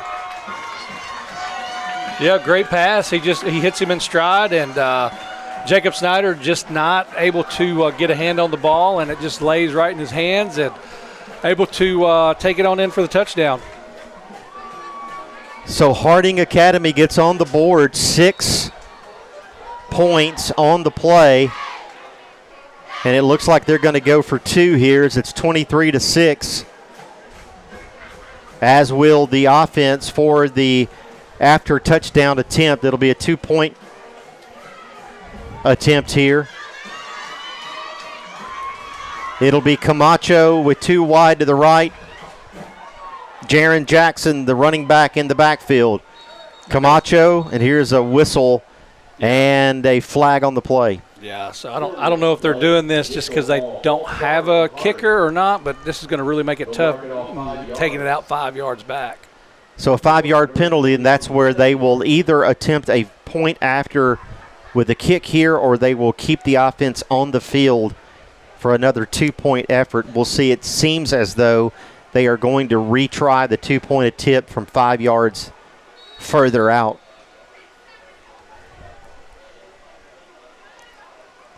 And Ben, we mentioned that the Lions had been having some success with the short passing game to the backside of the backfield and finding a connection there deep for the scoring. Yeah, he to make it 6-0. Receiver was able to get behind the defense, and the quarterback did a good job of putting it where he needed to. Here's another pass into the corner of the end zone, and that's caught. The 2-point conversion is good. 2 back-to-back passes from Camacho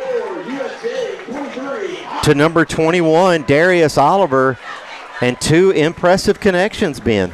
Yeah, credit to the quarterback right there. He just kind of throws him open where he's the receiver's looking over his right shoulder, and then the quarterback throws him open where he throws it over his left shoulder and is able to bring him back into the field of play. So great communication and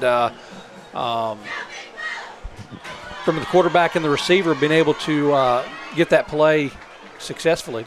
And a nice job from Darius Oliver on the reception there. As Ben said, the pass, he initially was looking over his right shoulder.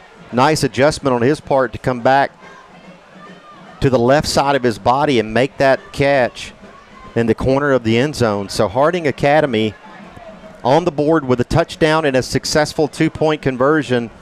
And they will tee it up here with Andres Ortiz, number 55, doing the kicking duties for Harding Academy. He, the punter, and kicking off for the Lions.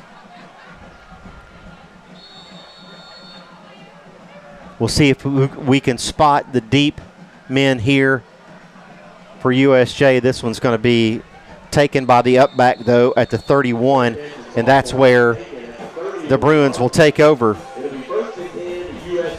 The Bruins leading 23-8 in this ball game. The Bruins on their last offensive possession, being held by the Harding Academy defense. Also the victim of 2 back-to-back penalties. One a holding penalty and the other an offsides penalty. And the Bruins unable to get out of their own territory and unable to pick up a first down, so we'll see what they do here. Just under 9 minutes remaining until halftime. Caden Creech, the senior. Here comes motion from the top. And here's a flag. Here's Snyder. Snyder upfield. And Snyder to midfield successfully, but we do have a flag on the play. We take it down to the 50, but hold everything. Penalty marker on the play. And it's going to be offsides. False start is the call against USJ. Go back it up 5 yards. It'll be 1st and 15. On the Bruins. Yeah, I don't really know. I mean, if it must be illegal motion, because if it's a false start, it would be a dead ball infraction. So, yeah. I don't know if they didn't have enough men on the line. Pugh back into the game. The senior running back behind Caden Creech. One wide up top, one wide. Down low here, that's Finney. Creech in the shotgun. 1st and 15, here's Pugh. Pugh on the right side, Pugh this way. Pugh downfield to the 40, and that's where he'll be brought down there. Yeah, I don't know. They're just getting a little trigger happy with these flags. I don't know what's going on here. I didn't see anything there. There is a flag on the far side. The far side official throwing a flag. We'll see what we have here from the lead referee.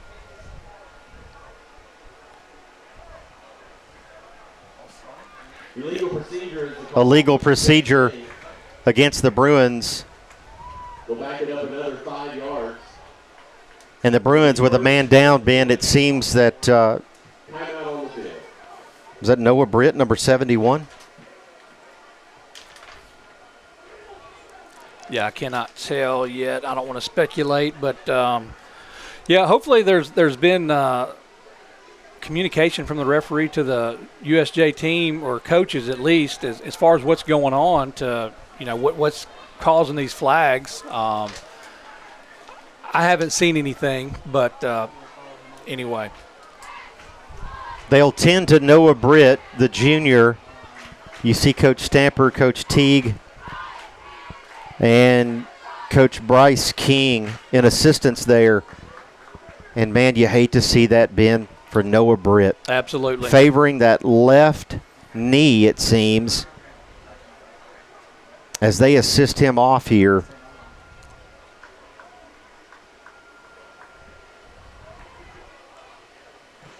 And, again, a penalty on the play.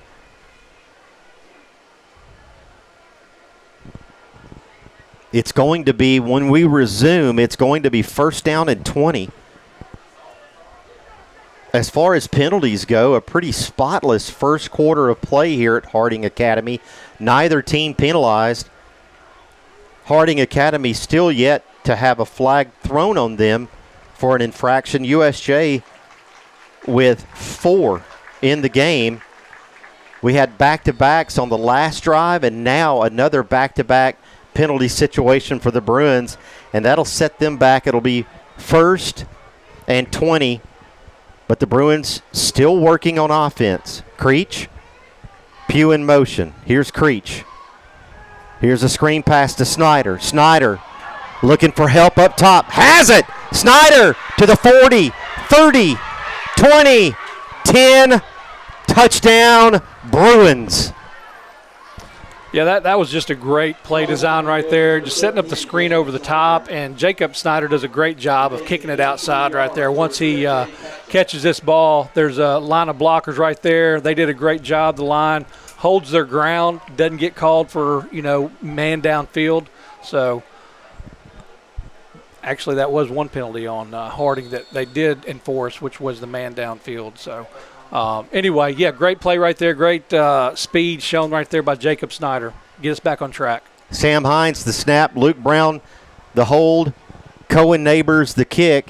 And that one splits them. It'll be 30-8 now. USJ leading this game. We'll break for just a moment here on the network. This is the BallGame Blitz Sports Network by Worthy Road Studios, and we're back after this. Beat the heat and beat the clock. McCoy's Heating and Air is giving away a free limited-time 12-year parts and labor warranty, absolutely free until September 30th. That's over a decade of peace of mind at no extra cost. Don't sweat it. Call McCoy's today for your free estimate and lock in West Tennessee's best HVAC deal.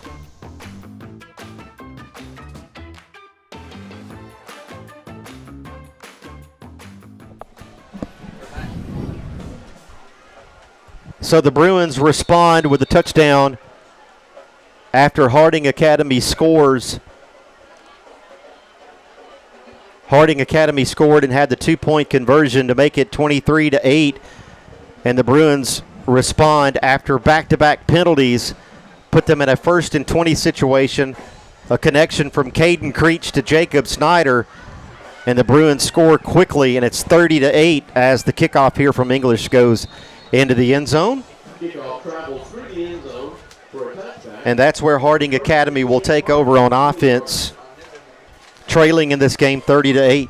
Yeah, and I would imagine that Derek Pritchard has addressed the defense as far as secondary or whatnot, the defensive backs to challenge them and do a little bit better job of, their assignments and what they're supposed to do as far as the passing game is concerned. Once again, the junior lineman Noah Britt going down in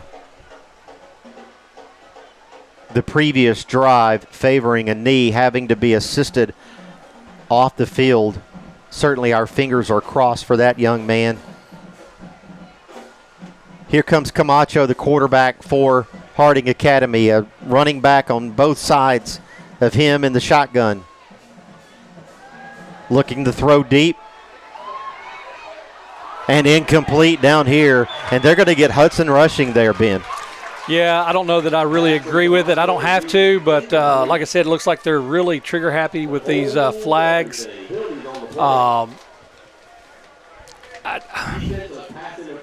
Hudson, we'll see the replay here. Rushing with good coverage, the ball underthrown, and the receiver having to adjust coming back to it here at the bottom of the screen. We'll see it, Ben. Yeah, and he really never impedes him. The ball was way underthrown, but anyway, that's a difference of opinion, and mine doesn't count. So it'll be an automatic first down for Harding Academy on the penalty. That's the 5th penalty of the ball game against the Bruins. 7:36 remaining until half. From the 35 after the 15-yard penalty.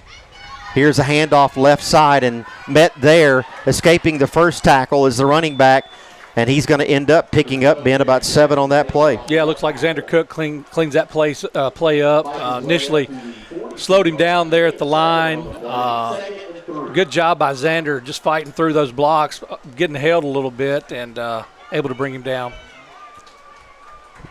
So out to the 42-yard line is where it will be 2nd down and 3 for the Lions. Trailing in this game 30-8. Under 7 minutes remaining in the first half. The Lions break the huddle with one wide to the right, one down this way. One back to the left, one back to the right. Tight end tight on the right side. Here's motion, bottom to top. Here's a look downfield. Here's a floater pass, complete.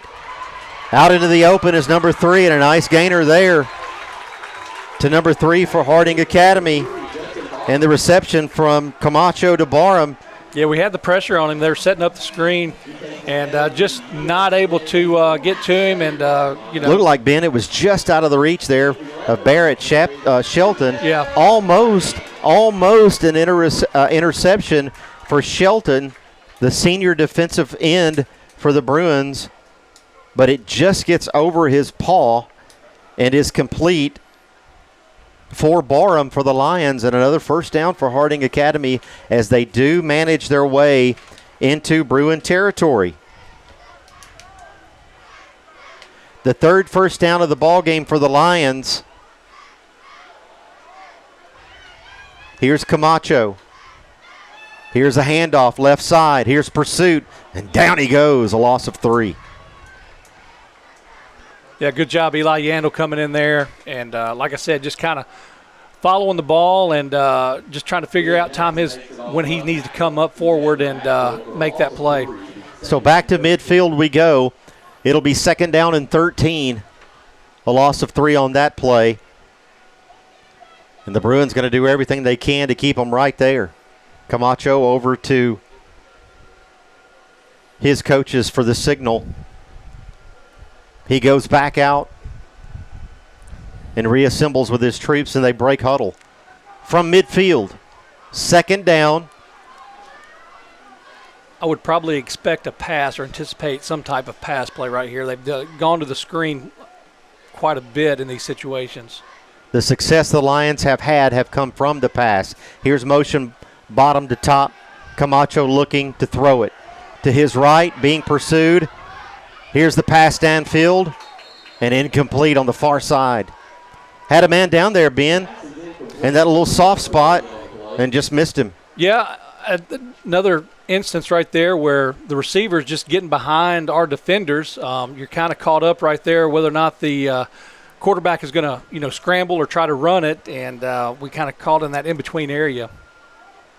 That'll make it 3rd down after the incompletion, and we have another penalty here. And I think that was another ineligible receiver.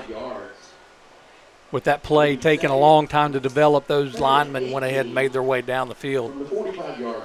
So Coach Pritchard electing to take the penalty yardage there and back the Lions up back into their own territory at the 45, where it will be 2nd down and 18.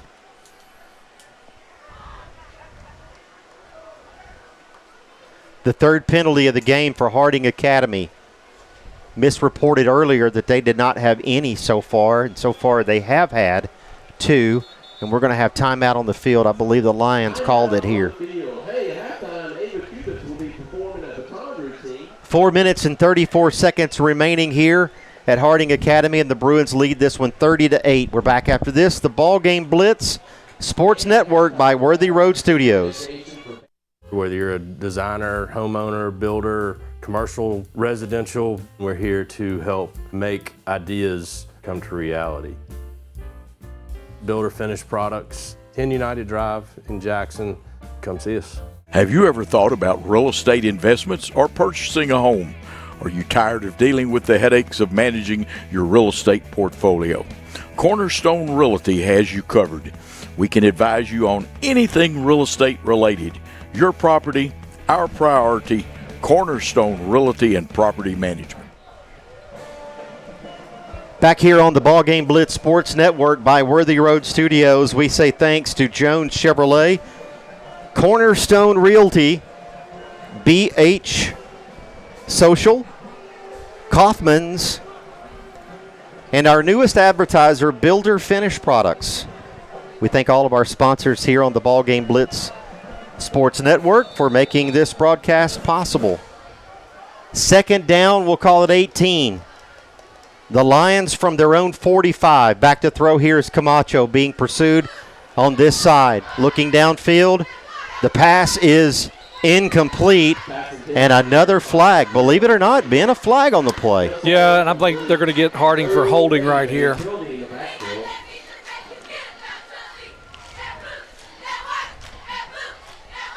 Holding is the call. And as we mentioned, this game began pretty spotless for both teams for most of the first quarter. but we have made up for it and then some here in the second.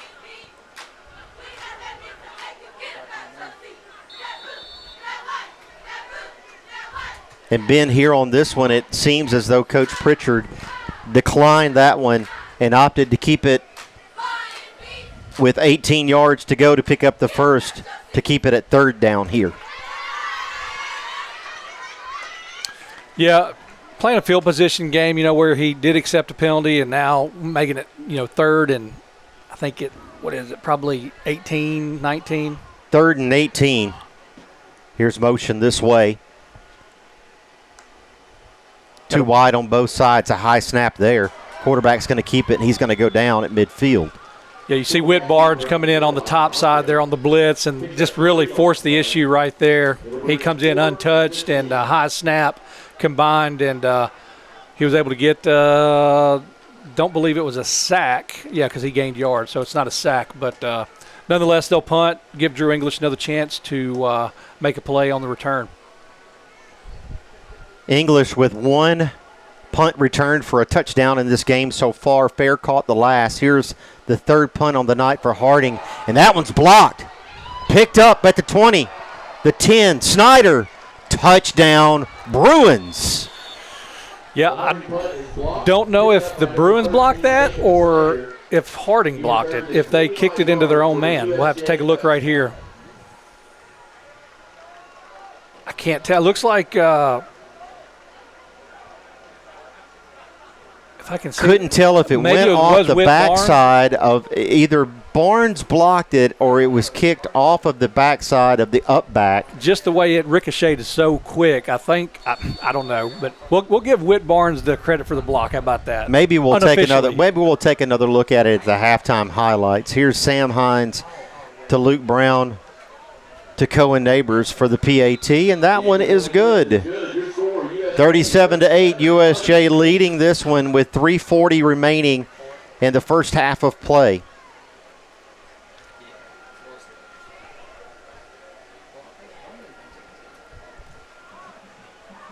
A dominant performance so far for the Bruins overall. However, Ben, a bit of a quirky second quarter. We mentioned the pace or the flow or whatever you want to call it. Lack thereof, yeah. Yeah, just real kind of unusual. Lots of penalties here in the second quarter of this one. Yeah, I mean, we've had pretty much a little bit of everything. I mean, we've had a safety. You don't see that often. We've had return punt for a touchdown. We've had a field goal block return for a touchdown. We've had the score of, traditional type with Jackson Pugh twice. And we've had the 2-point conversion for Fayette Academy. Right, yeah, so it's been a lot of stuff thrown in there. Here's English putting the foot into this one, and it's going to go through the back of the end zone, and that's going to be a touchback. So the Lions will begin their next offensive series on their own 20-yard line as we approach 3:30 remaining here until halftime. Happy to have you along. We hope you'll stay with us for our halftime festivities. It's senior night here at Harding Academy, and Mr. Jay Bush will be sending over some halftime statistics. We'll have those for you as well as some highlights also here on the network.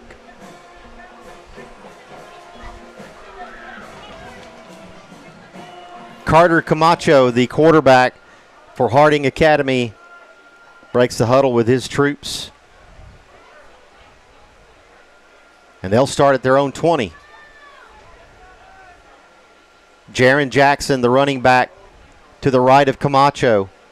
Tight package on the right, too wide down this way. Here's a pass.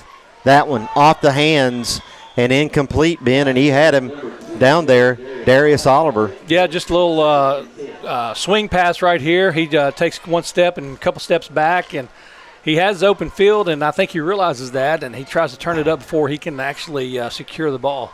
And Ben, Harding Academy on that type of play right there has had pretty good luck tonight so far. Yeah, absolutely. They've, credit to them. They're sticking with what's working for them. They haven't had much luck with the rush, but they put together a couple of good pass plays. Camacho with Jackson in the backfield to his left. Back to throw. Complete. Down there again, number 21, Oliver, the receiver, and he's going to get a first down as he gets behind the defense. He's taken out of bounds at the 33-yard line. Gain of 13 on the play. Gain of 13. Yeah, it looks like we just,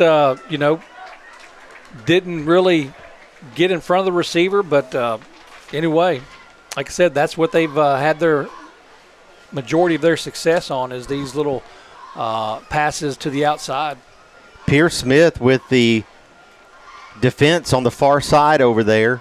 Receiver got just behind him, and Harding Academy picking up their fourth first down of this ball game, and they move the sticks and they continue here. Still in their own territory. Here comes motion from the top. Back to pass, Camacho. That one off of the hands of the intended receiver. That's number 1, Aiden Brown. Yeah, we had good pressure right there, and he was kind of forced to throw it with but Josh O'Neal coming after him. And you see Vance Johnson in the area, Ben, but the receiver was there, just couldn't bring it in to complete the catch, and that's going to make it 2nd and 10. 2:45 remaining in the first half of play.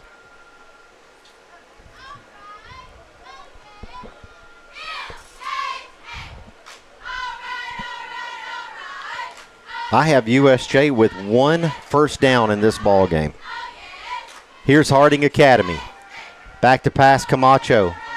Looks over to the far side. Complete and wrapped up there quickly is number 6 after the reception. And here comes another flag. Leland Salmons with the catch. And we'll see what we have here on the penalty. Yep, that was a really good job by USJ's defense holding their ground where they kind of rolled out. The quarterback did to his left and throw back to his right, and they were right there to keep it to a minimal gain. I think maybe a couple of yards. We'll see what the penalty is. The referee talking to Joshua O'Neal and another. We got a personal foul against the offense. And I couldn't tell after the play there, Ben, who the referee was talking to. We'll get another look here on the replay. O'Neal, they're competing against one another, and throws a little cheap shot right there, which, that is a blindside block. So that's number 60, Omar Wirt, on the personal foul against Harding Academy, the 15-yarder, the 4th penalty of this game against Harding Academy. Back to pass Camacho, and he's corralled and sacked. Yeah, great job right there by Jack Crider, fighting his way through the line right there and forcing him one way. And unfortunately for the quarterback, that was Barrett Shelton right there waiting on him as well. So that'll make it 3rd down.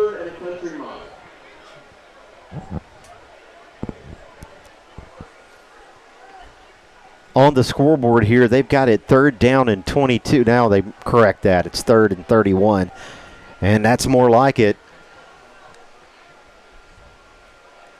And you would imagine that USJ is going to play some type of zone right here, quote unquote prevent, if they catch the pass or whatnot, and just keep them from getting the first down.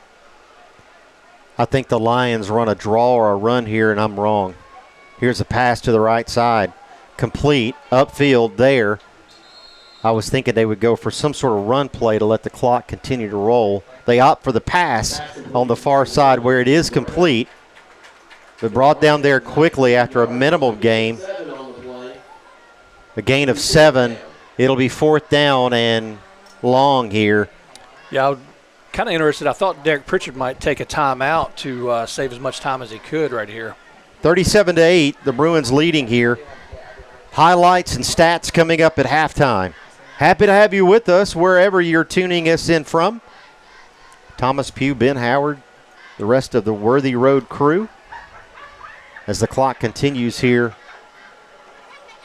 we've had a little of everything here in the second. Timeout on the field. A lot of penalties, a lighting outage, some long scoring. But the Bruins lead it 37-8. We do have a timeout on the field. We'll take it with them. The BallGame Blitz Sports Network by Worthy Road Studios. We're back after this. Hey Jackson, it's game time, and the winning lineup is right here at Chuck Hutton Nissan. Our top players are ready to take the field. Rogue, Sentra, Pathfinder, Altima, and Kicks. Big savings, special incentives, and Nissan's built to win the game. Don't sit on the sidelines. Run to Chuck Hutton Nissan today and make the winning drive home in your new Nissan. Chuck Hutton Nissan, just off I-40, exit 80 or 80B on Van Drive in Jackson, Tennessee. Harding Academy will punt. This will be the 5th in the game for them. Jacob Snyder back there to field it. He's going to let it roll. And it gets a lion roll down to the 35, the 34. And the referees will mark it at the 33. 22 seconds remaining. It'll be interesting to see what they do here. Whether they try to score, or they just content and go into halftime. We do receive the second half kick. Is that correct? That is correct. Okay, so I'm just kind of curious to see what they might do. Maybe they use this as an exercise for time management for future instances.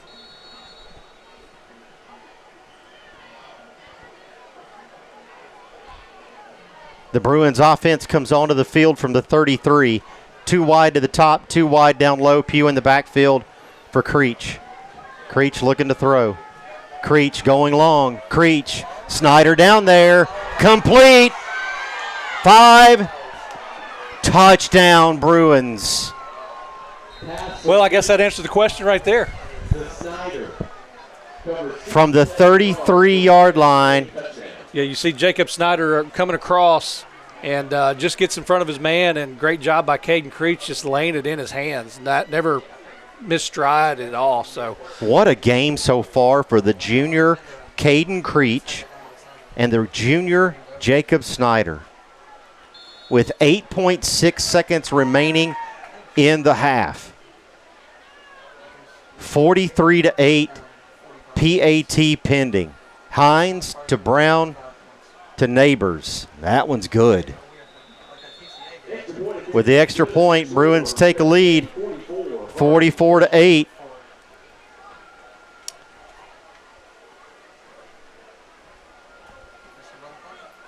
And they let the clock run here, Ben, and we'll get it to halftime.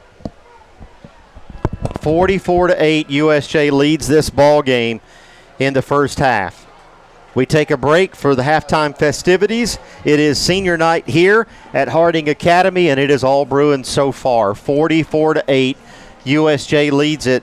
When we come back, we have some halftime statistics, and we have halftime highlights. So we hope you'll stick around with us. This is the BallGame Blitz Sports Network by Worthy Road Studios. We're back right after this.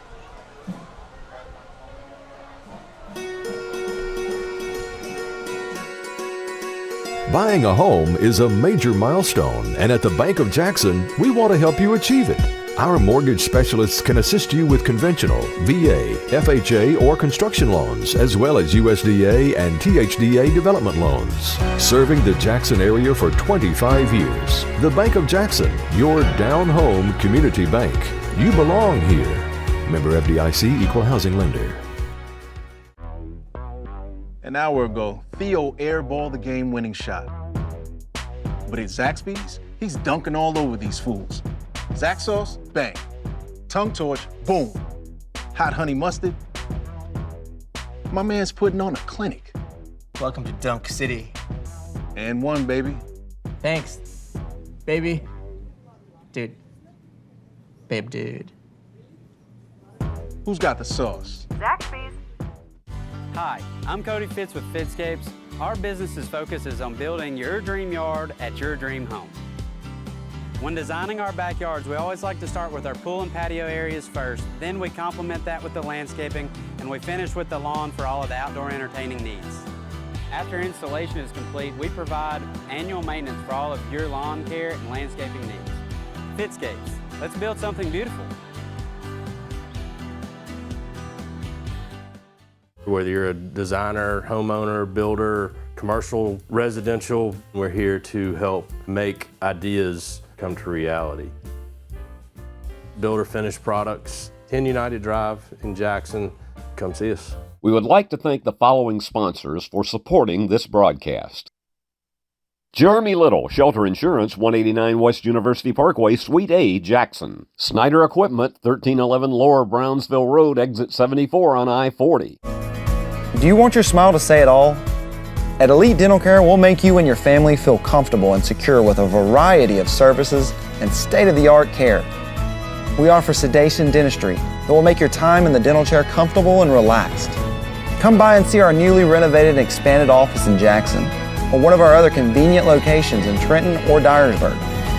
Trust your smile with Elite Dental Care and let your smile say it all.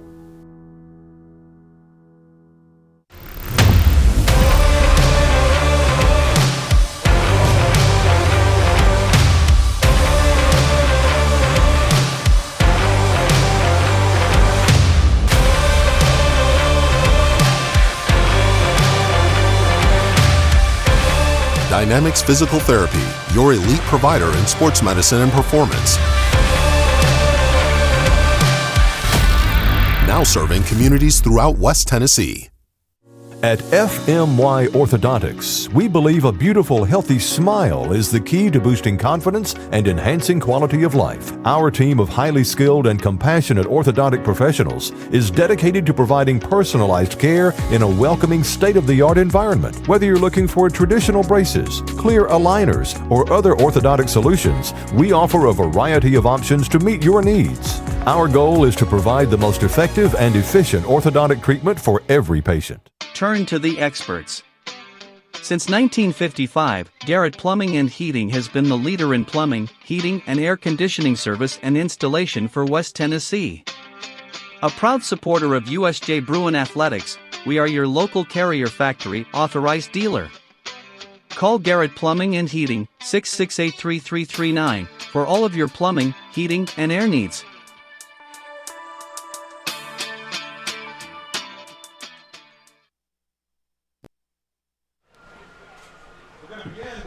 Back here at Harding Academy, the Bruins leading this ball game 44-8. And coming up in just a few moments, when Ben Howard rejoins me here in the booth, we will have some halftime highlights. For now, though, as it is senior night here at Harding Academy, we'll look at some of the statistics here as we get them up on the display. As far as total first downs in this ball game, Harding Academy has 3 and USJ only with 1.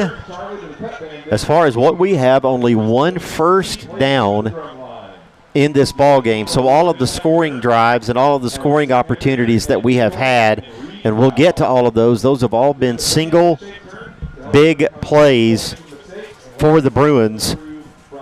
And again, we'll have those highlighted for you in just a few moments. But Harding Academy with 3 first downs in the game. USJ so far with 1. Caden Creech, 183 passing yards for the junior quarterback. 91 for Camacho, the quarterback for Harding Academy. On the ground, the Bruins only 36 yards in the ball game, but Harding Academy only 14. Penalties. After a pretty clean first quarter of play, we saw 9 total in the second. 5 for the Bruins for a total of 40 yards and 4 for a total of 20 for the Lions. Harding Academy punting 5 times in the first half. USJ only punting 1, and neither team committing a turnover so far in this ball game. We will take a break. We are at halftime. Under 10 minutes remaining here. It's senior night here at Harding Academy, as some of the senior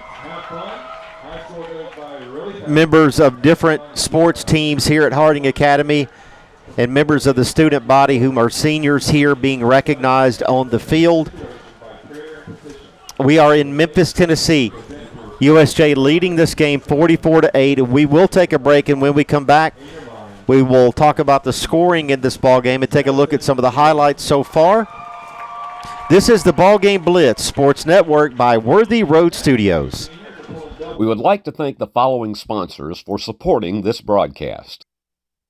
Jeremy Little, Shelter Insurance, 189 West University Parkway, Suite A, Jackson. Snyder Equipment, 1311 Lower Brownsville Road, Exit 74 on I-40. Have you ever thought about real estate investments or purchasing a home? Are you tired of dealing with the headaches of managing your real estate portfolio? Cornerstone Realty has you covered. We can advise you on anything real estate related. Your property, our priority. Cornerstone Realty and Property Management. 12 years and zero worries. That's what you get with McCoy's Heating and Air's limited time 12-year warranty offer. We're so confident in our Daikin systems, we're giving you 12 full years of parts and labor coverage absolutely free until September 30th. McCoy's Heating and Air, where quality meets confidence. Call today for your free proposal.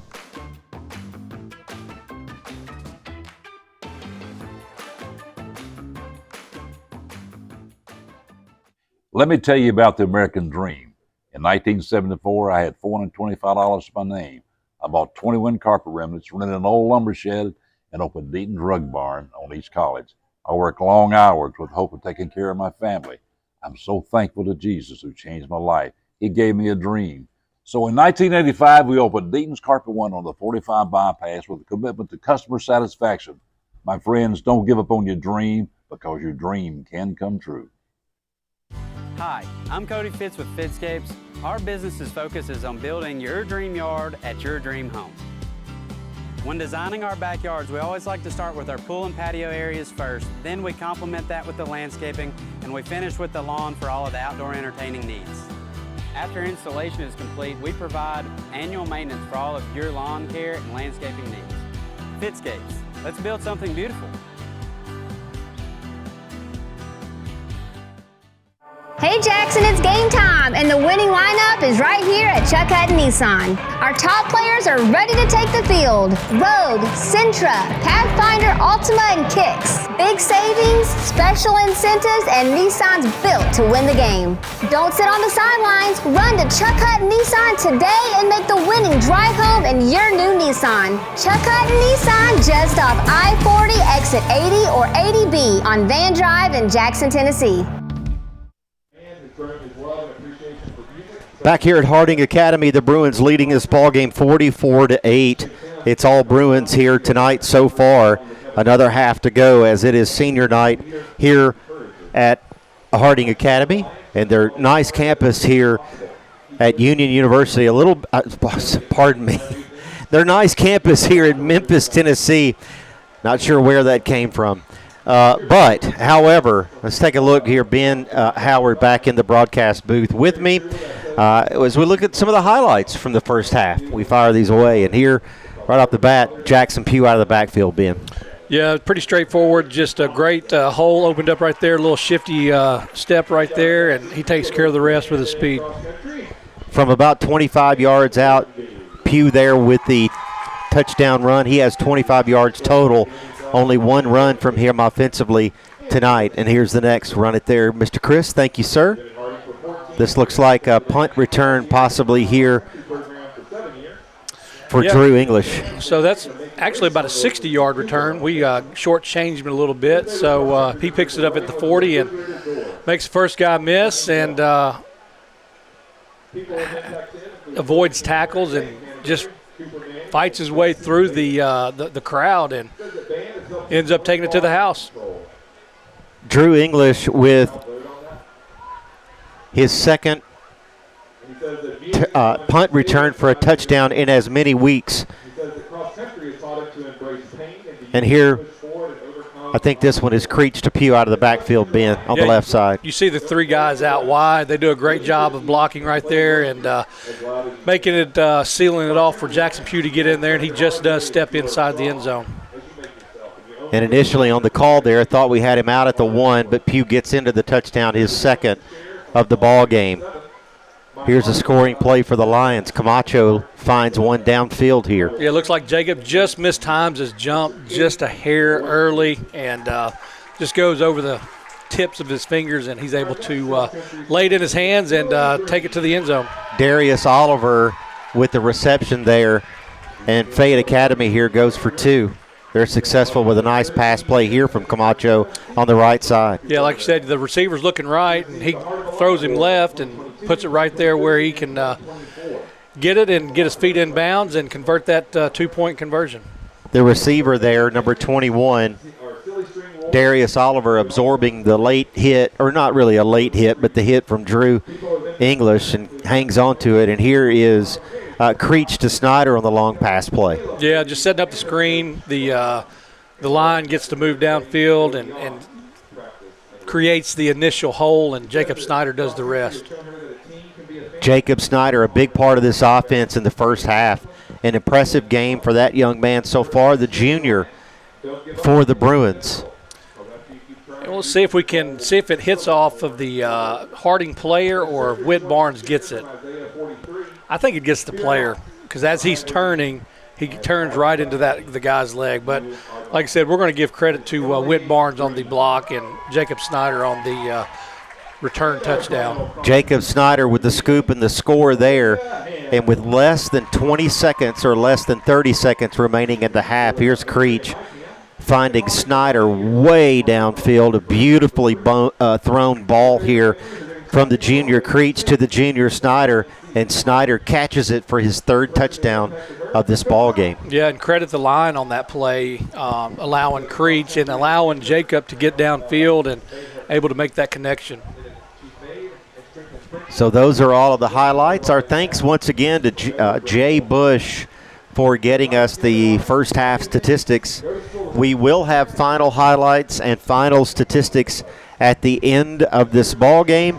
For now, though, the Bruins lead it. The score is 44-8. As we see Jackson Pugh with a rushing touchdown and a receiving touchdown. Drew English with a punt return for a touchdown. We've seen a safety in this game credited to the Bruins defense. And Jacob Snyder with 2 touchdown catches. And also Jacob Snyder with a scoop and score on the blocked punt there in the second quarter. Senior night here at Harding Academy, and we're almost ready to start the second half here from Memphis. 44-8, the Bruins lead it. We're back after this. The BallGame Blitz Sports Network by Worthy Road Studios. Beauty House Social. Jackson's premier blowout bar and full-service salon and med spa. From lashes and facials to cosmetic injections and lasers, we have it all. Let's be social. Does Shelter Insurance cover shiny red cars? Yeah. What about purple vans? Also, yes. Monster trucks? What's going on, son? From shiny red cars to purple minivans, you can count on Shelter's local agents to help you protect what matters most.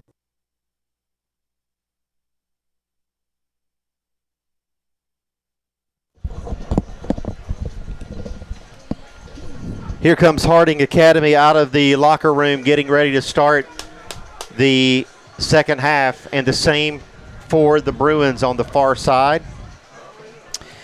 In the second quarter of play, we saw the junior offensive and defensive lineman Noah Britt go down, favoring his left knee. Certainly our fingers are crossed for him and for his family as they are here tonight. Mr. Jason and Molly, his mother and father, and Mr. Dudley Myracle and Ms. Gina Myracle, his grandparents, able to visit with them at dinner before the game tonight here in Memphis. And certainly our thoughts at this time are with Noah as he left under the assistance of two coaches favoring his left knee. And we've sent word to Ms. Torrey for an update on him. As soon as we have that, we will pass it along. But the assumption at this time, given the score of the ball game and how the injury looked, is that at least for this ball game, Noah is out for the remainder of it. 44-8, the Bruins lead here. The Bruins looking to go 6-0 overall for the 2025 regular season. They are also looking to go 4-0 in Division II Single A play. JCS undefeated in the division so far. Also TRA undefeated in the division. Tipton Rosemart suffering their first loss of the season last week, but it was one of a non-conference style, losing at home to ECS. And Ben, I believe we'll try to get an update here shortly, but I believe JCS at TRA tonight, so somebody's going to go home with their first district loss. Yeah, I have no idea what the score is, but I know JCS has a strong team. They always do. They have really good athletes at your skill positions, so I would look for JCS to be winning that game. Like I said, I have no idea, don't know that. But, yeah, with them traditionally having that good team and, look forward to playing them and having a very competitive game. As far as the Bruins, they will be back in action 1 week from tonight and back at home. Carlock Stadium on our campus. Memphis East comes to town for another non-district game. The Bruins will play host to Memphis East next Friday, and we will have that game on this network. We hope that you can join us in person. If you cannot, we will have that game on this network, and we'll take to the airwaves 1 week from tonight at around 6:25 or 6:30 as we are back at home. And then the following week, the Bruins will have the week off. As far as the Friday night game, it is a bye week for the Bruins. That is fall break for our school. The Bruins will be back the latter part of that week to resume practice to prepare for the final 3 weeks of the season.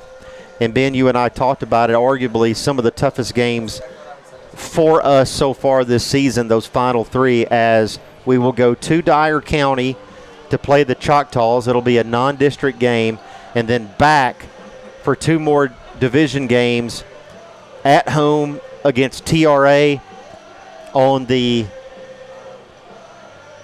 24th of October, and then finally rounding out the regular season for 2025 playing at home against JCS. Yeah, I think, like you said, it's going to be very competitive into the season. And to be honest with you, I really expected it to be more competitive than what it was in the beginning with ECS and North Point, just from playing them last year, how competitive those games were. Not insinuating anything, everything runs in cycles, and maybe they're just players moved on for whatever reason. We took care of our business there. So, yeah, definitely towards the end of the year, we got to keep our minds right and, keep the prize in mind and make sure that we're focused on what we're there to do and hopefully come out and take care of business. And we do get word here from Miss Tori Farrell with Dynamics, Ben. Noah Britt, the offensive lineman for this game, and we don't know anything long-term, but for this game, he will not re-enter this game under any circumstances. 44-8 here, the Bruins leading this one, and again, our fingers are crossed for Noah, the big junior lineman for this football team, who is really been one of the few, as Coach Pritchard has made a real effort to keep kids on either one side of the ball or the other. Noah, one of those few that playing both sides defensively and offensively contributing on the line for the Bruins. Jacob Snyder, another one, contributing to both sides. Does not We'll go see 10 an yards. onside kick effort there, and the flag. That'll be illegal. Pardon me. That'll be illegal touching on the Lions, and the Bruins will take over offensively in their own territory to start the second half. Yeah, and got a text here. A couple scores of interest. Lausanne beating Westview at Westview 24-22 in the third quarter. And Jackson Christian School beating TRA 42-6 in the third quarter. 42-6. JCS leading, looking to give TRA their first district loss. So if the Bruins, assuming they hold on here, the Bruins will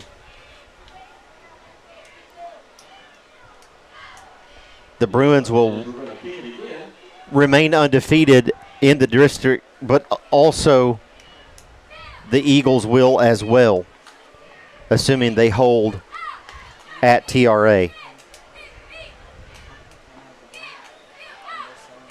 And so, Ben, after the penalty, they'll back it up to the 35, and we'll reattempt the kick here after the illegal touching penalty. So can you attempt again? That's the question. I'd be on high alert right here. I don't think – I mean, from what they've done previously, they haven't kicked it deep regardless, so I would be really on high alert. This one to the middle of the field. Snyder with a big game already. Snyder brought down at the 44. That's where the Bruins offense will take over.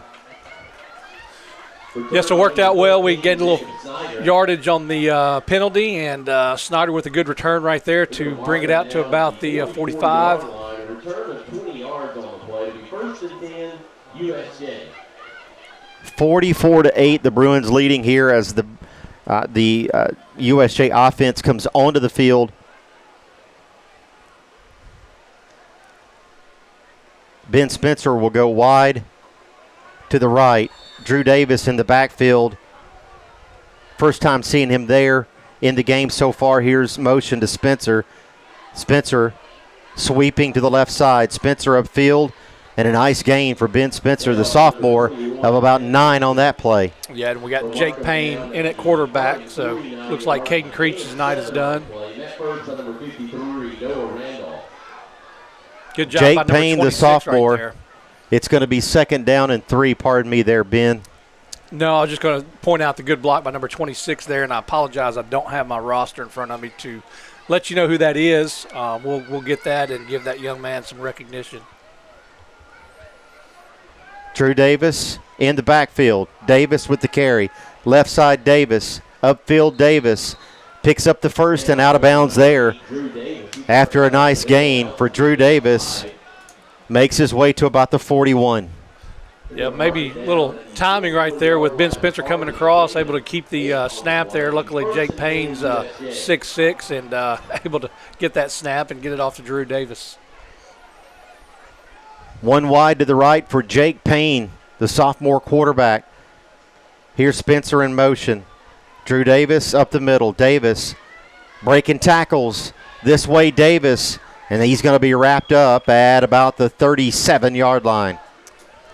Yeah, we about did it again. Either Ben Spencer needs to get faster or slower because he just about disrupted that snap again. 37-yard line. We'll call the game a 4. Net there by number 9, Bruce Cooper. But good run right there by Drew Davis, picking up first down. No, actually it's not. I'll take that back. So it's about 2nd and 6. 2nd down, 6 for the offense. The Bruins into Lion territory. Davis, right side. Davis looking for room back to the left. Not finding, and he's going to be wrapped up there and brought down after a minimal gain, if any. Good job right there by Aiden Johnson trying to seal that edge right there. Drew Davis cuts it back inside. It'll be 3rd and 6. 3rd down and 6 for the Bruins offense. It'll be Ben Spencer in the backfield. Jake Payne getting the signal from Coach Plunk on the sideline. Too wide to the right, too wide up top. Spencer in motion. Payne to Spencer on the left side. That one incomplete. That'll make it 4th down. Intended for Ben Spencer on the far side. Yeah, and I bet they're probably going to go for this.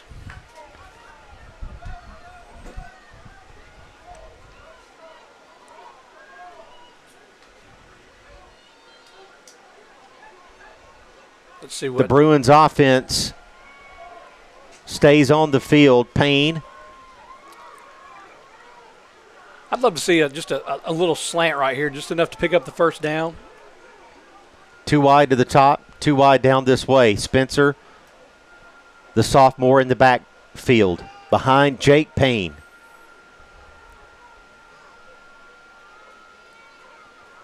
High snap, Payne gets it. Complete. No, dropped. Pass intended for number 24. That's Will Snyder, and it's dropped. But do we have a flag? We do. Yeah, great job right there by Will Snyder getting open and getting across the middle. And Ben, they're going to get a personal foul there. I don't agree with that. I think that's Bruce Cooper just continuing the play. Yeah, I don't agree with that call right there where, he's just playing through the whistle and trying to, make sure he doesn't catch it. So, yeah, I don't agree with it, but I don't have to. I don't think it was anything malicious. So, at some point you just got to let them play. So the 5th penalty in the game for Harding Academy comes as a 15-yarder, a personal foul that keeps the drive alive here for the Bruins offense. Jake Payne, the handoff, left side, not much there. Drew Davis, the junior on the carry, maybe a gain of 1 there. Yeah, and like I said, we have some reserves in, and looks like that play was just a little bit slow to develop, and they had some penetration, so.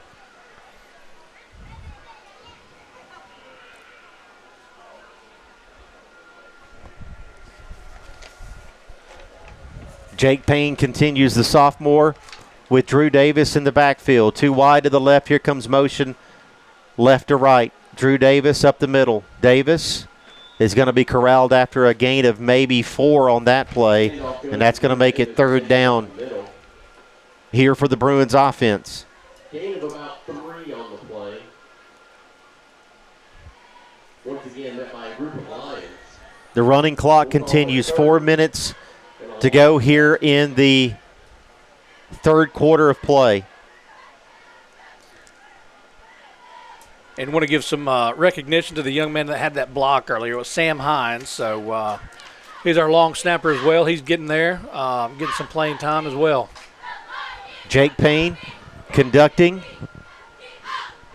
Drew Davis to his left in the backfield. Here comes motion Spencer. Here's a flag before the play develops or before the ball is put into motion, and that's another procedure penalty, Ben, on the Bruins. Just not all on the same page right there with not making excuses, but with the players that aren't usually out there, just those things are going to happen. Some of the guys out there, we see Luke Thompson and Chase Hayes, Eli Freeman.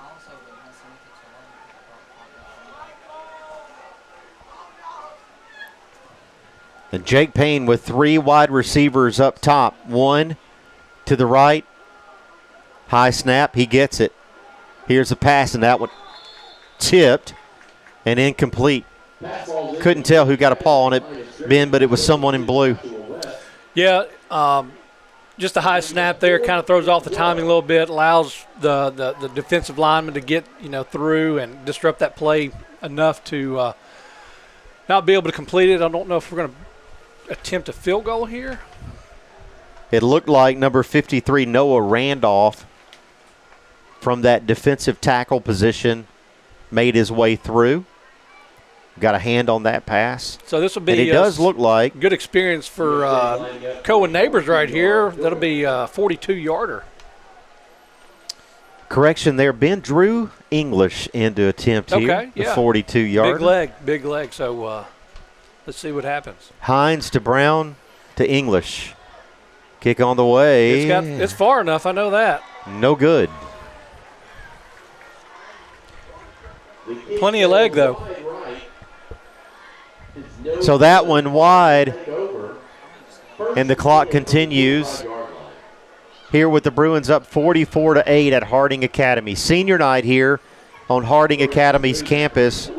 Once again, our thanks to everyone here for accommodating us and our network and our cameras and all of our equipment, allowing us the chance to come in here and do this. So a unique rule here in high school, I believe. If you attempt a field goal and it goes to the end zone, it's a touchback. They go to the 20. So they actually did push them back a little bit. So I think it was at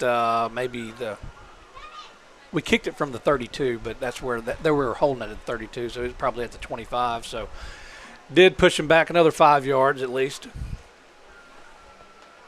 Harding Academy takes over. Offensively, here's the handoff on the right side. Looking for room out there, has it. Jumping a defender and finally being brought down at about the 42. We'll get a number over there. The running back for Harding Academy, that's going to be Jaron Jackson. The running back for the Lions with an impressive run on the right side. And a first down for Harding Academy.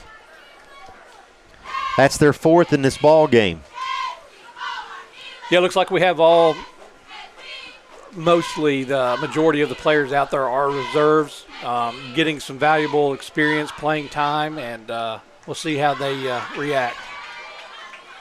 Here's a handoff up the middle, and the Bruins' run defense continues, Ben, to be extremely stingy here tonight. Not much happening on the ground for the Lions. Great job right there. Let's see if I can't get a number to see who that was. Pierce Smith initially gets him, and then I can't see who that is that cleans it up.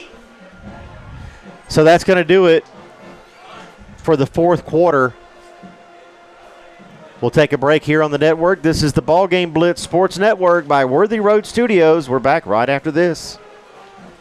At FMY Orthodontics, we believe a beautiful, healthy smile is the key to boosting confidence and enhancing quality of life. Our team of highly skilled and compassionate orthodontic professionals is dedicated to providing personalized care in a welcoming, state-of-the-art environment. Whether you're looking for traditional braces, clear aligners, or other orthodontic solutions, we offer a variety of options to meet your needs. Our goal is to provide the most effective and efficient orthodontic treatment for every patient.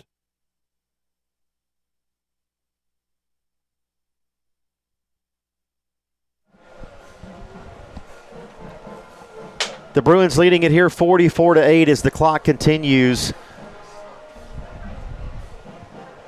They swap ends of the field here to complete the ball game, and it's going to be 2nd down and 9 for the Lions as they continue offensively here. Working now left to right. Camacho. Here's the pitch to number 7 on the far side. Upfield, number 7. With room and another flag on the play. Yeah, it looks like we're going to have a block in the back. And I was trying to get that Bruins defender that came in on the blitz on the top side. He nearly had it. He just kind of over-pursued just a little bit. He was not so it's going to be a hold on the Lions, and we get the replay here. See the top side up there. He's going to come in. Got him right here. Looks number like Pierce 6. Smith, yeah. Just wasn't able to complete that tackle. And John David Box playing with an injured hand up top, the victim of the block in the back there, or the hold, I should say, and that's where the penalty comes from. So Harding Academy with a 10-yarder there. That's their 6th of this ball game. The Lions continue, though. 2nd down, 19. Here's the pass up top, complete to the far side and out to the 40 and brought down there. That's going to be Wooten for the Lions as the pass goes complete. Yeah, the from quarterback Steve hit. Savage. Steve Savage now at quarterback for the Lions, Ben. And I could not see, but the quarterback took a pretty big hit right there on that play. Didn't see who got to him. On the tackle on the far side up there is number 23, Vance Johnson, as he continues here for the Bruins defense.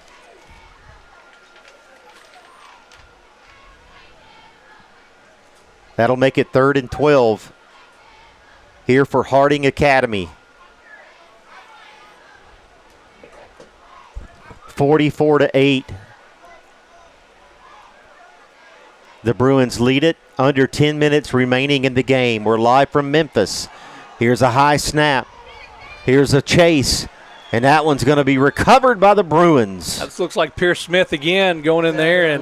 And good on him for going and trying to dive on that ball to avoid the Harding player.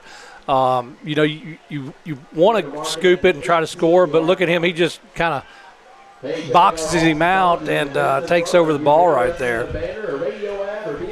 So that's where the Bruins offense will take over. We'll see which unit comes in here for the Bruins as they'll go from within their 20-yard line. So in the red zone is where the Bruins offense will take over. Congratulations to our volleyball Lions on a big win over SPA yesterday. You can catch our volleyball and soccer teams in action at home this next week.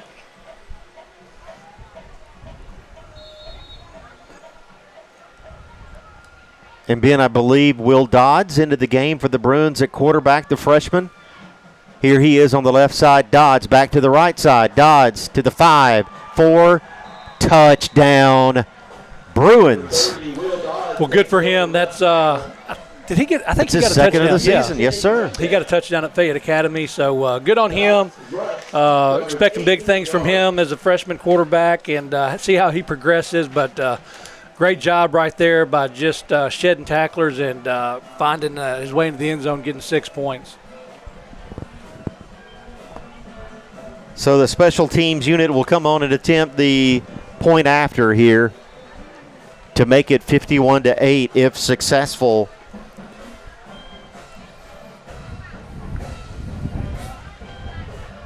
And that kick is good. A low one, but it counts. The extra point attempt is good. Your score, USJ 51, Harding 8. 51-8, the Bruins leading this ball game. Hey, good luck to our Lions that begin hosting the competition over the next couple of weeks. We remind you that 1 week from tonight, the Bruins will be back at home. The Bruins taking on Memphis East at home in a non-district game back at Carlock Stadium. We hope to have you with us in person. Hope you can make it there. If not, we'll have it on the network here. Or, Ben, you can do both. You can show up at the game, support the Bruins in person, bring your iPhone, throw in the AirPods, and that's a true fan. Listen to us ramble. That's a dedicated fan right there. Don't know how many we have that'll actually do that. That would want to listen to us, you know. But anyway, we applaud them if they do. We really do appreciate the Worthy Road folks letting us do this, and what a top-notch group of professionals that put this product out there for us to be able to consume. And if you'd like to network and be a part of this with us, if you are a business, as this one is fair caught at the 25, look us up on Facebook and send a message to Mr. Paul Schultze, who is the operator here at Worthy Road Studios, and we could talk to you about advertising with this network and partnering with the USJ Bruins and Union University Athletics. And most importantly, we want you to be a part of the network to help support the Bruins and to help support the Bulldogs. But most importantly, we want your business to get visibility to our viewer, to help grow your business. 1st and 10, as we're under 6 minutes now remaining in this game. 51-8, the Bruins leading. Here's a pitch on the left side. Far side looking for room up there is the running back number 1. And that's Aiden Brown, Ben. He's brought down not much there on the far side. Yeah, good job. You know, just taking a good angle and making that play and keeping the gain to a minimum. That's John David Box. John David with the injured hand in there. You see him there up top on the far side with the black cast on that left hand. He says, Coach, I can go. Wrap it up. Let's do it. Let's get to work. Second down and 7. Question about John David's older brother. Is he still with the University of Tennessee? Last I heard, he was going to be long snapping for him, and looks like an interception. Intercepted. Number 56 for the Bruins. I believe that's Sam Hines. The pass was blocked. And how about number 56 been showing Paul Rogers? Okay, well, my bad, Paul. For the Bruins. Great nice job, Paul. Yeah, absolutely. And the Bruins offense will take over from the Lion 30 after the interception. That's the first turnover in this ball game for either team. And it comes with right at the 4-minute mark here in the fourth quarter.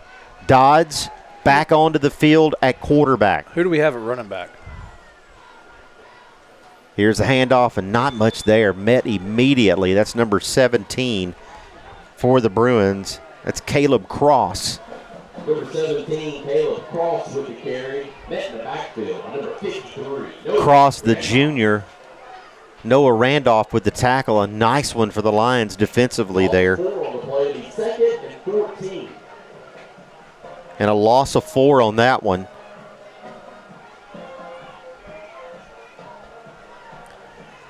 The interception for Paul Rogers has the Bruins where they are now. Deep in line territory. We'll call it at the 33. High snap gets away from Dodds, and he gets it back. He's going to try to get anything out of that play, and not much there. Ben just lost the grip there. Bad snap. Yeah, that's one or the other. That's just tough right there. Just throws off a little to his left. Throws off any timing that you have, and you're just kind of trying to survive at that point. Third and 18. That'll make it 3rd down and 18.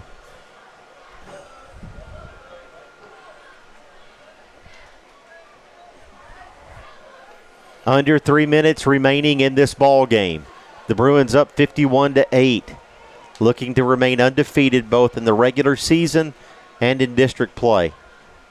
Here's a handoff, Stutes. Stutes, left side. Look at the guy go. Yeah. Being corralled there and brought down. That's just doing a good job of improvising right there. Another kind of snap off to the side there, and he sidesteps them and makes the most out of it. Good job, Hayden Stutes. Stutes, the freshman, down to the 36-yard line, where it'll be 4th and 16. Sort of no man's land for the Bruins here offensively, so they will go for this as Dodds gets a signal from Coach Plunk over on the far sideline. Dodds works with 2 wide to the left. Single back is Stutes. Here's the snap. Dodds to the right side. Dodds is wrapped up there. He's going to be brought down, and the Bruins will turn it over on downs right there. He's taken down for a gain of 1. And a nice job for the Harding defense here. Harding will take over after their own 35-yard line. Number 35 there, Ben shedding the block for the Lions. That's Gabe Jones. And a nice form tackle as he comes off the field and swaps places with the Lions offensive unit as they go back to work here as we near the end of this one. A minute remaining in the game. The ball at the 35. Yeah, I'm going to say we got about time for maybe 2 plays. See what these guys can do. The young defense out here.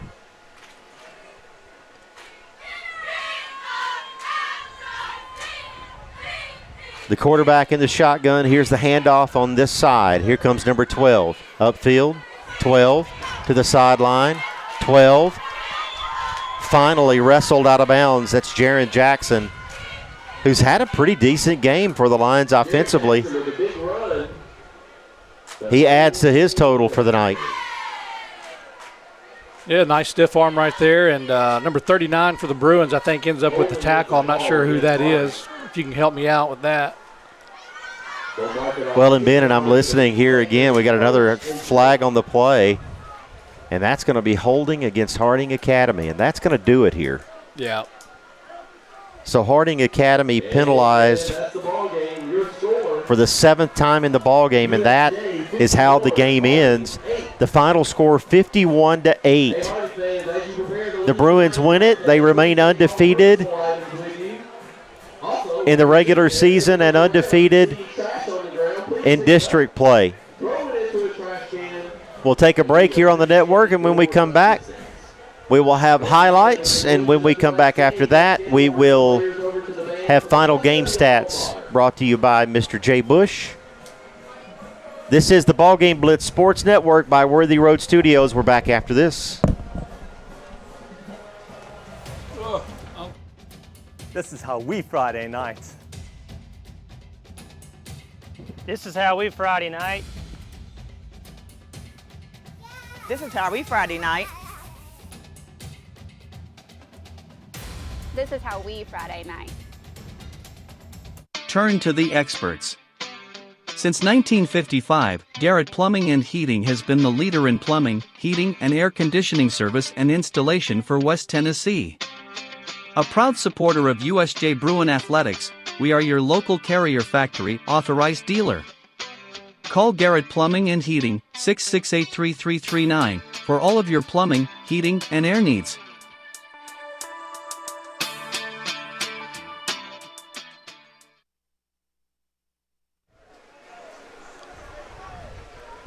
(51-8), the final score here. USJ wins it at Harding Academy. USJ goes 6-0 on the season. They go 4-0 in Division II Single A on the road here tonight with a nice, impressive win, 51-8. Ben Howard still with me here in the booth as we look at some second half highlights here. Some of the young kids being getting in, and Will Dodd here. Yeah, great on job. The left side. Yeah. We expect big things from him. Just a big, strong kid that just kind of wheels his way. Wasn't going to be denied. Sheds a couple tackles and gets in for the score. Will Dodd's there with the keeper. And also here defensively for the Bruins, Paul Rogers getting involved, the young man with the interception there, Ben. Yeah, good for him. You love to see kids go out there and be rewarded for their efforts and all the time they put in it. And good job right there. He won't forget that. So the Bruins win it by the final score of 51-8. Coach Derek Pritchard there on the field with the troops with his post-game thoughts as the Bruins do get the win here tonight. We are going to step aside, and when we come back, final game stats here from Harding Academy. The Bruins win it 51-8. This is the BallGame Blitz Sports Network by Worthy Road Studios. Do you want your smile to say it all? At Elite Dental Care, we'll make you and your family feel comfortable and secure with a variety of services and state-of-the-art care. We offer sedation dentistry that will make your time in the dental chair comfortable and relaxed. Come by and see our newly renovated and expanded office in Jackson or one of our other convenient locations in Trenton or Dyersburg. Trust your smile with Elite Dental Care and let your smile say it all. An hour ago, Theo airballed the game-winning shot. But at Zaxby's, he's dunking all over these fools. Zax sauce, bang. Tongue torch, boom. Hot honey mustard. My man's putting on a clinic. Welcome to Dunk City. And one, baby. Thanks, baby. Dude. Babe, dude. Who's got the sauce? Zaxby's.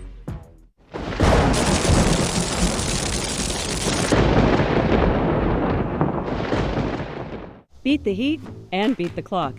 McCoy's Heating and Air is giving away a free limited-time 12-year parts and labor warranty absolutely free until September 30th. That's over a decade of peace of mind at no extra cost. Don't sweat it. Call McCoy's today for your free estimate and lock in West Tennessee's best HVAC deal.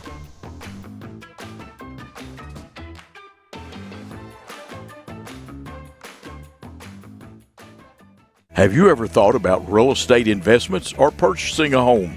Are you tired of dealing with the headaches of managing your real estate portfolio? Cornerstone Realty has you covered. We can advise you on anything real estate related. Your property, our priority. Cornerstone Realty and Property Management. Whether you're a designer, homeowner, builder, commercial, residential, we're here to help make ideas come to reality. Builder finished products, 10 United Drive in Jackson. Come see us.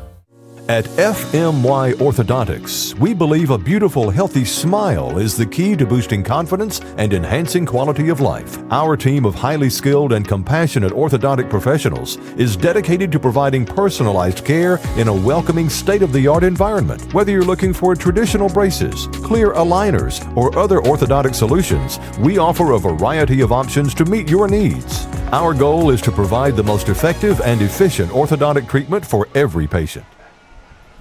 Back at Harding Academy, the Bruins win this ball game 51-8. As now we take a look at some of the final stats in this ball game.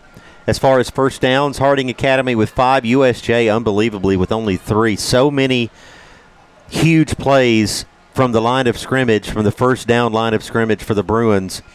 A lot of touchdown plays, big in that category, so only just a few first downs overall, 3 total. Passing yards for Caden Creech, 183. For Camacho for Harding Academy, 98 passing yards. Rushing yards, USJ 79, Harding Academy 39. Penalties, 6 for 45 for the Bruins, 7 for 65 for Harding Academy. And the Lions had 6 punts to USJ's 1, and the Lions also suffering 2 turnovers in this ball game. If you look at the scoring effort for the Bruins, Jackson Pugh, a rushing touchdown and 1 receiving touchdown, 2 touchdowns for the senior. Drew English, 1 punt return for a touchdown. There was a safety in this ball game for USJ. Jacob Snyder with a big night. 2 catches for a touchdown and 1 scoop and score on the block punt. And certainly the freshman Will Dodds coming in the second half of the game and getting a rushing touchdown of his own for the freshman quarterback. And the 1 passing touchdown for Harding Academy, the nice play from the quarterback Camacho to the receiver Darius Oliver in the second quarter of play to give Harding Academy 6, and then they tacked on the 2-point conversion. It was successful, and that too was Camacho to Oliver again for the 2-point conversion, and that's going to do it for the Bruins' victory here tonight at Harding Academy. The final score, 51-8. The Bruins win it. We remind you that 1 week from tonight, we're back at Carlock Stadium. The Bruins will be playing at home against Memphis East. Game time is 7 o'clock as usual next Friday night. We invite you to be with us in person. If you cannot, we'll have it on this network. Game time at 7, and we'll take to the airways at 6:25 next Friday night. Until then, God bless you all, and good night from Harding Academy, where the Bruins win 51-8. This has been USJ Bruins football, the BallGame Blitz Sports Network by Worthy Road Studios.